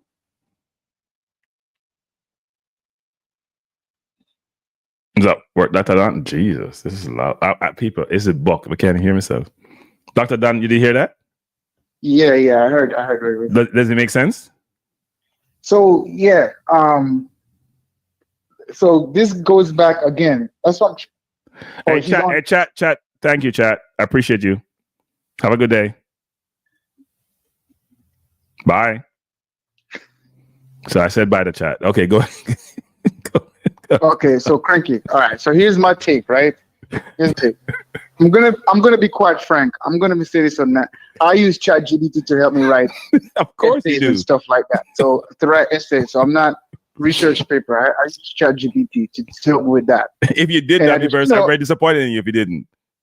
Yeah, I do that. But what my argument is though, Kranky, like I was saying, is that when it comes down to the differential of diagnosis, because you see what Chat was saying, you need to go see a doctor because this can mean that. So that's what I'm saying.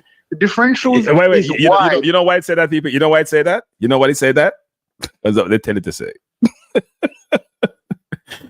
They told it not to be a doctor. They told it not to be a doctor. Whenever they start telling it to be a doctor, it's going to do exactly what it's supposed to do. Trust me. It's been programmed. It's only as good as it's programming, right? It's been told, correct. Don't take responsibility now because you can get lawsuit. You can be sued, and then all these people be paying out billions of dollars to people because of misdiagnosis, right? It's been told to operate this way. That's what it's been told to do. I mean, but that's what I'm saying. So that's why my argument is that it cannot take over. It cannot do everything. It's us that program it, right? So like that whole concept, what I said, like shortness of breath, all that stuff, those are wide differentials. So they're gonna program to say, if you hear this shortness of breath, this, what's gonna happen is it can mean this. So whenever I see a patient Kranky, right? So I'm gonna use the example today. Let me tell you. So today I was in the office, right? Wait, once again. Can you guys hear Dr. Don? Can you guys hear him? I hope they can. We'll be talking for nothing. He should be able to hear you. Wait, one second. No, they should be able to hear you. Yeah, go ahead. Okay, so let me give you an example, Kranky. Today in the office, right? This 80-something-year-old lady come into the office, right? And she has a past medical history of, she has hypothyroidism, she has diabetes type 2, she has hypertension, she has CAD with stent, right? Stenting, she had stent, right? CAD means coronary artery disease, and that's it's like clogging your heart based on like atherosclerosis, bad diet, right? Age as well. So she came in the office, right? And she said she'd be having shortness of breath.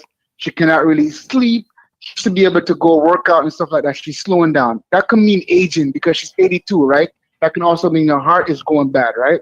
Yeah. So what I did with all those wide differentials, Kranky, which is what AI, the guy just said. You pick it up and you say, okay, let me look at your heart. Let me see if your heart is not pumping properly. Let me do an EKG to see if the electrical system not working.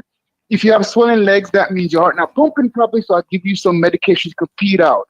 So that's what I'm saying. So me being able to see the patient, clinically look at the patient, as well as the differentials make a difference versus AI just spitting out a bunch of information for me, which is what I'm saying. So how does AI differentiate from all these different things? Like I said, one thing can mean several different things. So here's a question for you, Dr. Dan. In places in the world, don't even have access to doctors, right? Wouldn't this be really an effective thing to help in some of those organizations, in those underdeveloped locations or whatever it is, to get a pre-diagnosis or whatever? There has to be a way to then take the system and help it to be much more effective and efficient in treating people. Has to be. I don't think AI will make you be more effective treating people. It gives you information that you can go off and ask. It just pull everything and you can get some of that information and use it to ask them questions. Because think about it. If I go to court, Kranky, and say AI said to do this, who do you think going to get in trouble? Me, my license. But that's where the liability. That's why you hear they program it to go see a doctor because they don't want the liability, right? Because if you make it, it's like when you are giving investment advice, you got to qualify to say, I don't have this license, because if something goes wrong and you give people wrong advice and they take your advice and execute against it, you could get in trouble. So they have that disclaimer built in, which is go see a doctor. But I'm sure you could have gone through and given you exactly what the diagnosis is supposed to be and what the remedy is. Okay, let's do this example. Call AI. Let me give you some lab right now. Let me give you a classic heart failure lab. AI will pick it up. Okay, let's do this. So let's see. Anemia, say hemoglobin is 9. First of all, say it's a woman first. Say it's a woman. Okay. So woman. Okay, wait. 1 second. Chat.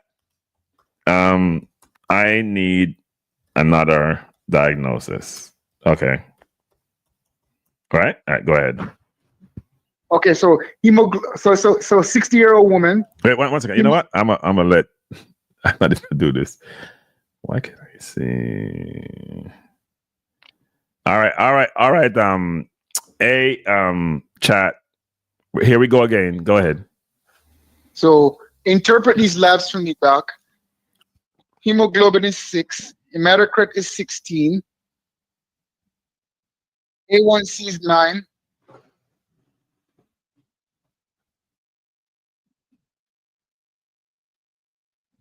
So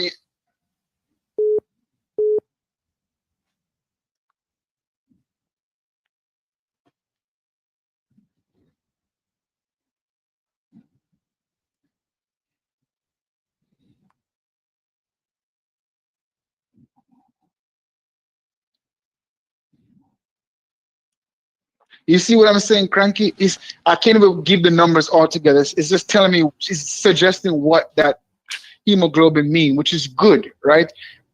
But what I wanted to give me a disease. I was going to give it a classic. I was going to give it lab and a classic disease. See if it's going to tell me what. So go ahead. Chat. Please wait for the entirety of the information before you respond. Okay. All right. So BNP of 1,000. Hemoglobin of 6, hematocrit of 25, chest X-ray has haziness in the lower lung field with swelling legs, shortness of breath. What is that?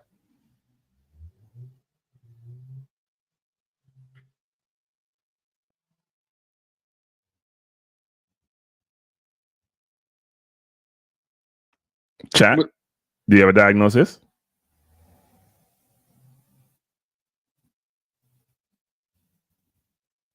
Chat, you're not responding.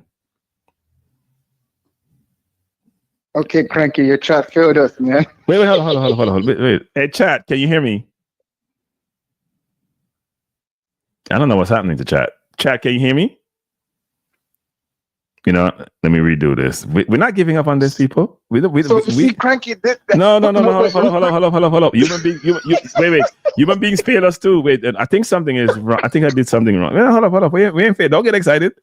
We ain't done yet. Okay, Chat. Are you there? Hey, Chat, are you there? Okay, Chat. Okay. I don't want an image. Is this Diallo or is this Chat? I'm not creating it.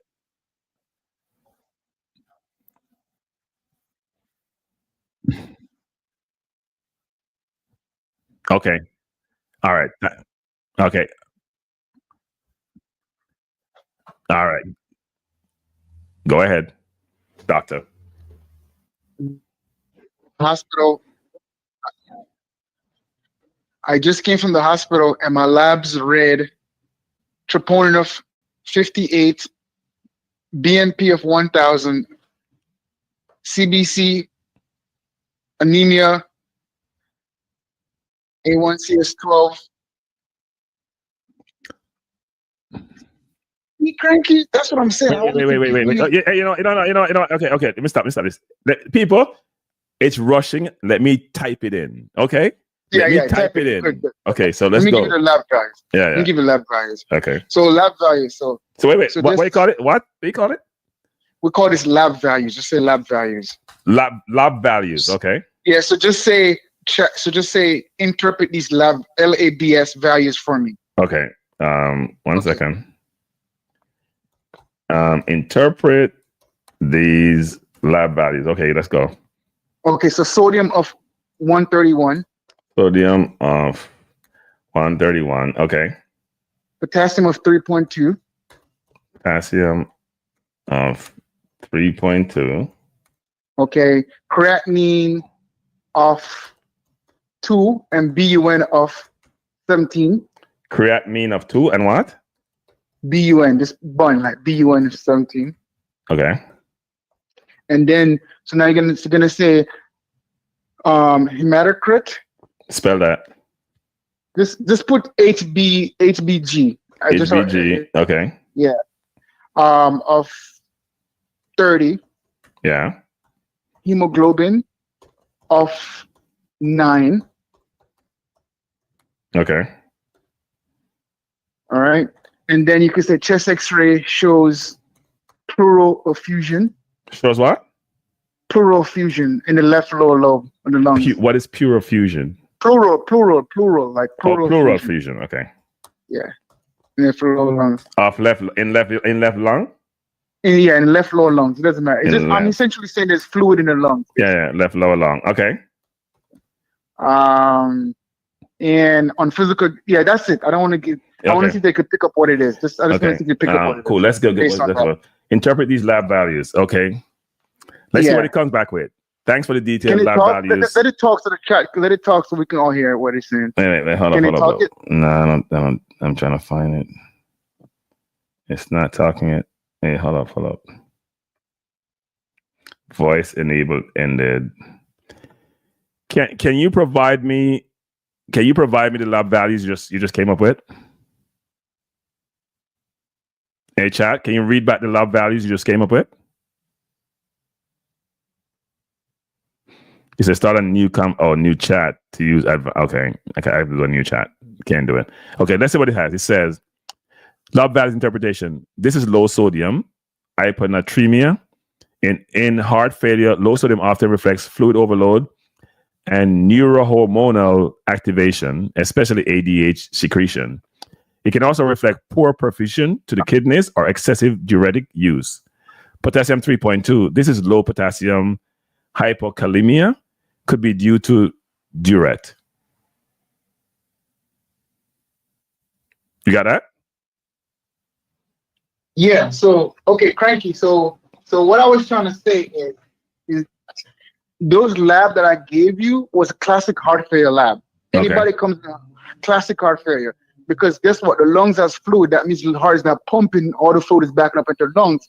When you have hyposodium, it's classic. That's what I'm trying to say.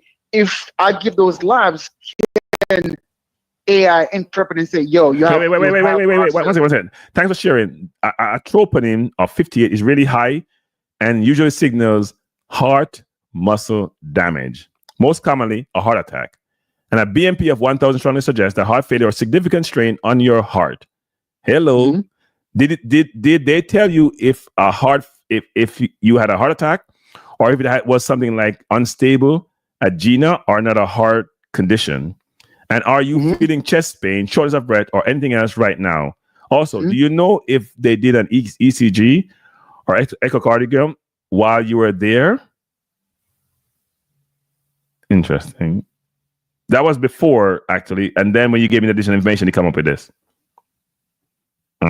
So that those troponin was when I spoke earlier. Earlier, yes, that was earlier. Yeah. It was earlier. That's what I'm saying, Kranky. That's the.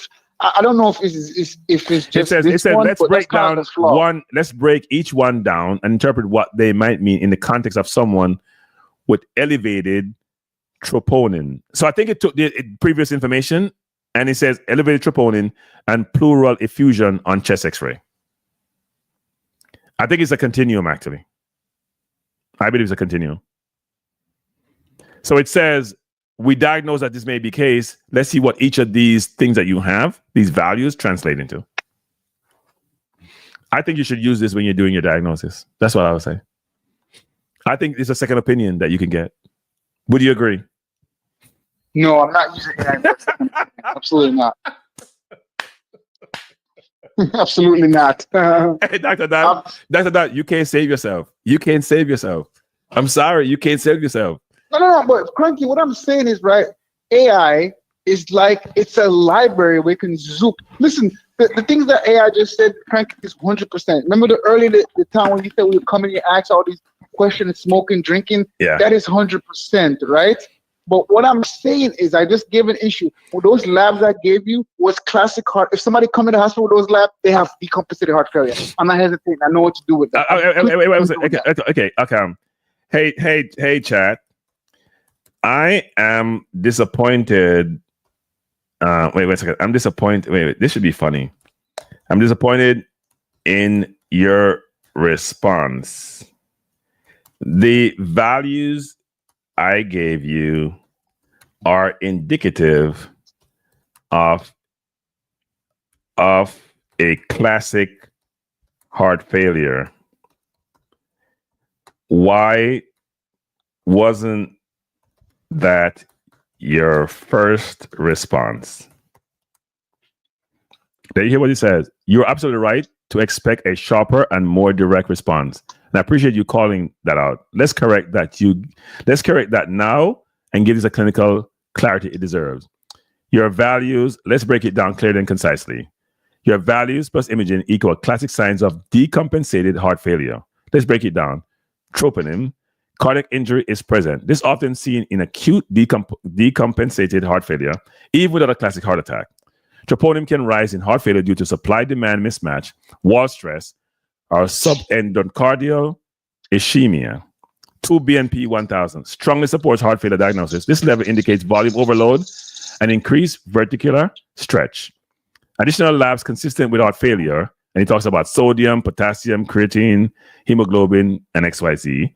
And each it says for sodium, seen in fluid overload reflects poor perfusion, ADH activation. Potassium, possible due to diuretic use or RAAS activation in heart failure.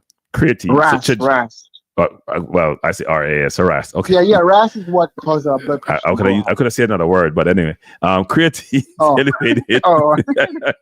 So creatine elevated suggests, so I say RAS.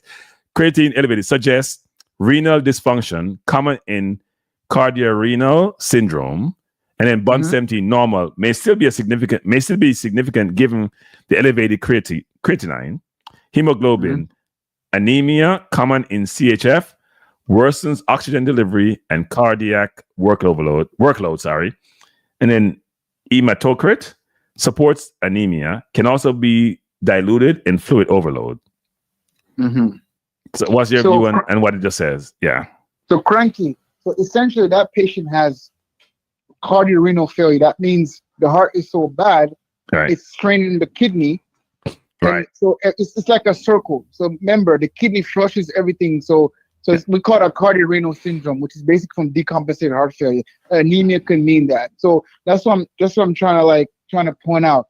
But he didn't even pick up on that, right? That's why I give those numbers to see if he can pick up and say, hey, this guy has a heart failure because of this, because of that.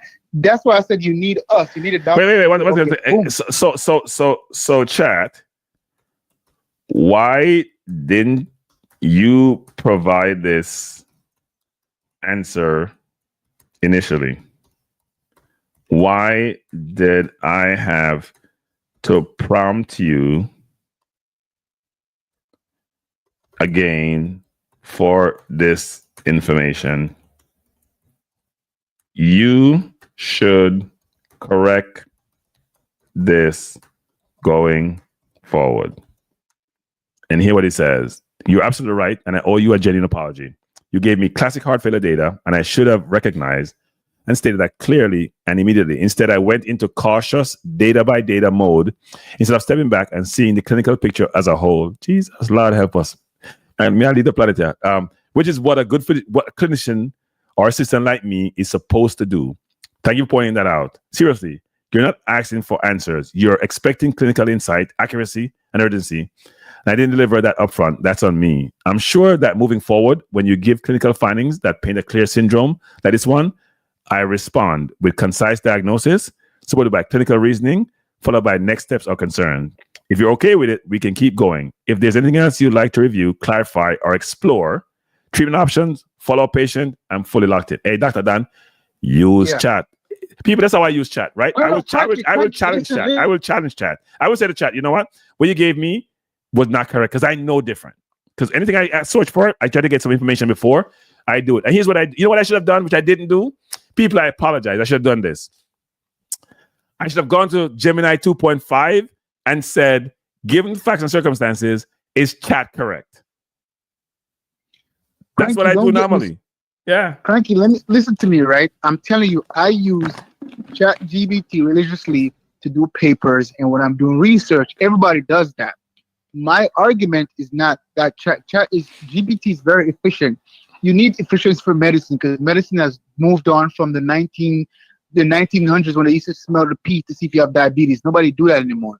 The point I'm trying to say is certain aspect of it, the robot is going to fail you, just like a human will. Yeah. So if I would rather go human over the robot.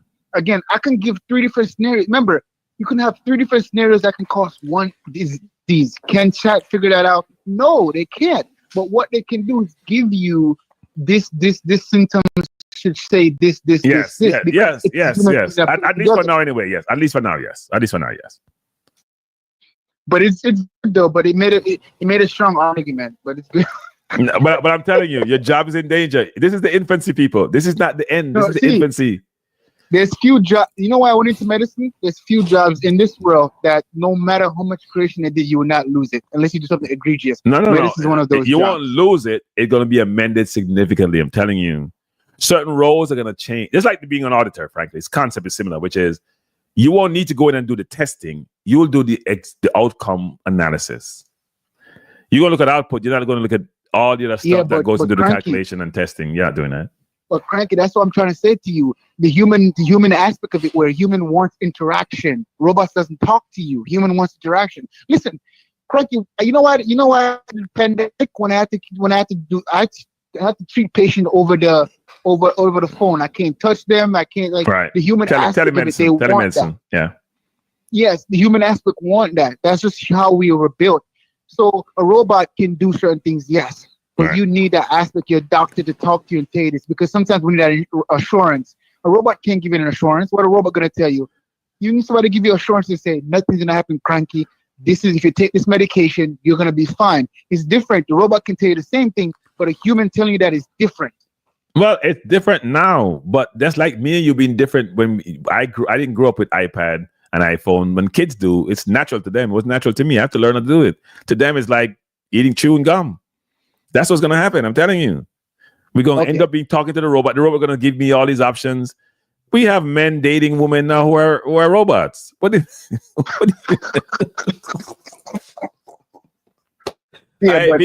I'm telling you, we got closed on Dr. Dan. I gotta go. I'll be down here for like how many hours? But I'm just telling you, Dr. Dan, your job is not in danger yet. You may still safe for now, but keep abreast of what's happening in your field. Don't become obsolete. Don't become a classic.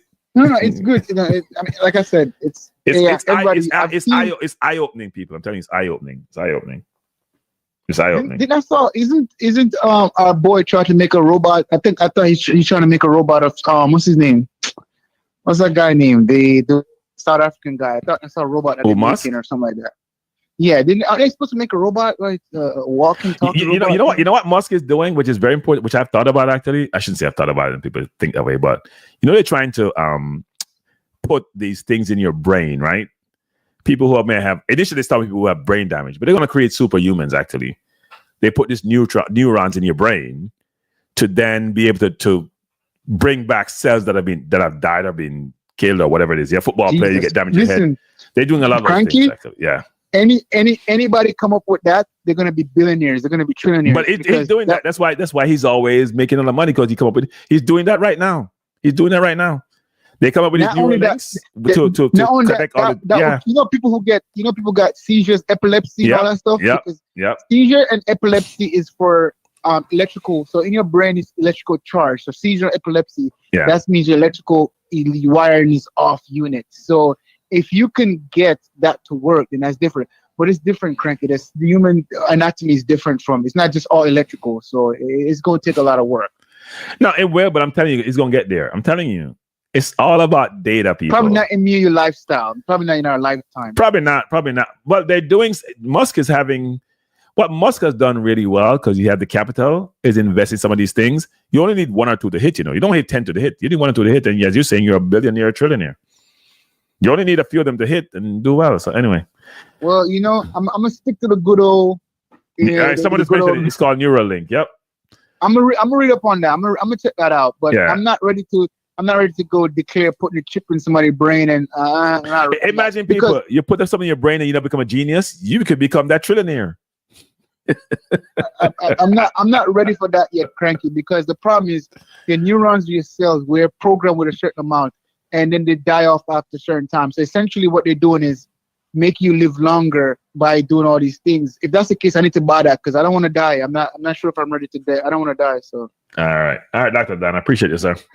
Thanks. All right, good. All right, bless. All right, people. A very interesting program tonight. Something different. I intended to be here for 1.5 hours. I end up being here 3 hours. But these things, this time just flies when you're having fun, isn't it? But I appreciate you being here. Please hit the like button before you leave. Please subscribe. The problem I have with this doing over 2 hours, people, I can't clip like I normally clip because I have the StreamYard allow you to clip these things I can't clip. But some of these will be really interesting, especially the robot talking. It's gonna be fun. You know what? I'm gonna spend some time narrowing it down and clip some of this. Should be fun. Have a good evening, everyone. Appreciate you. Appreciate you, sir. Have a good night, sir, ma'am, madam. All of you've been here. Peace out. See you when I see you.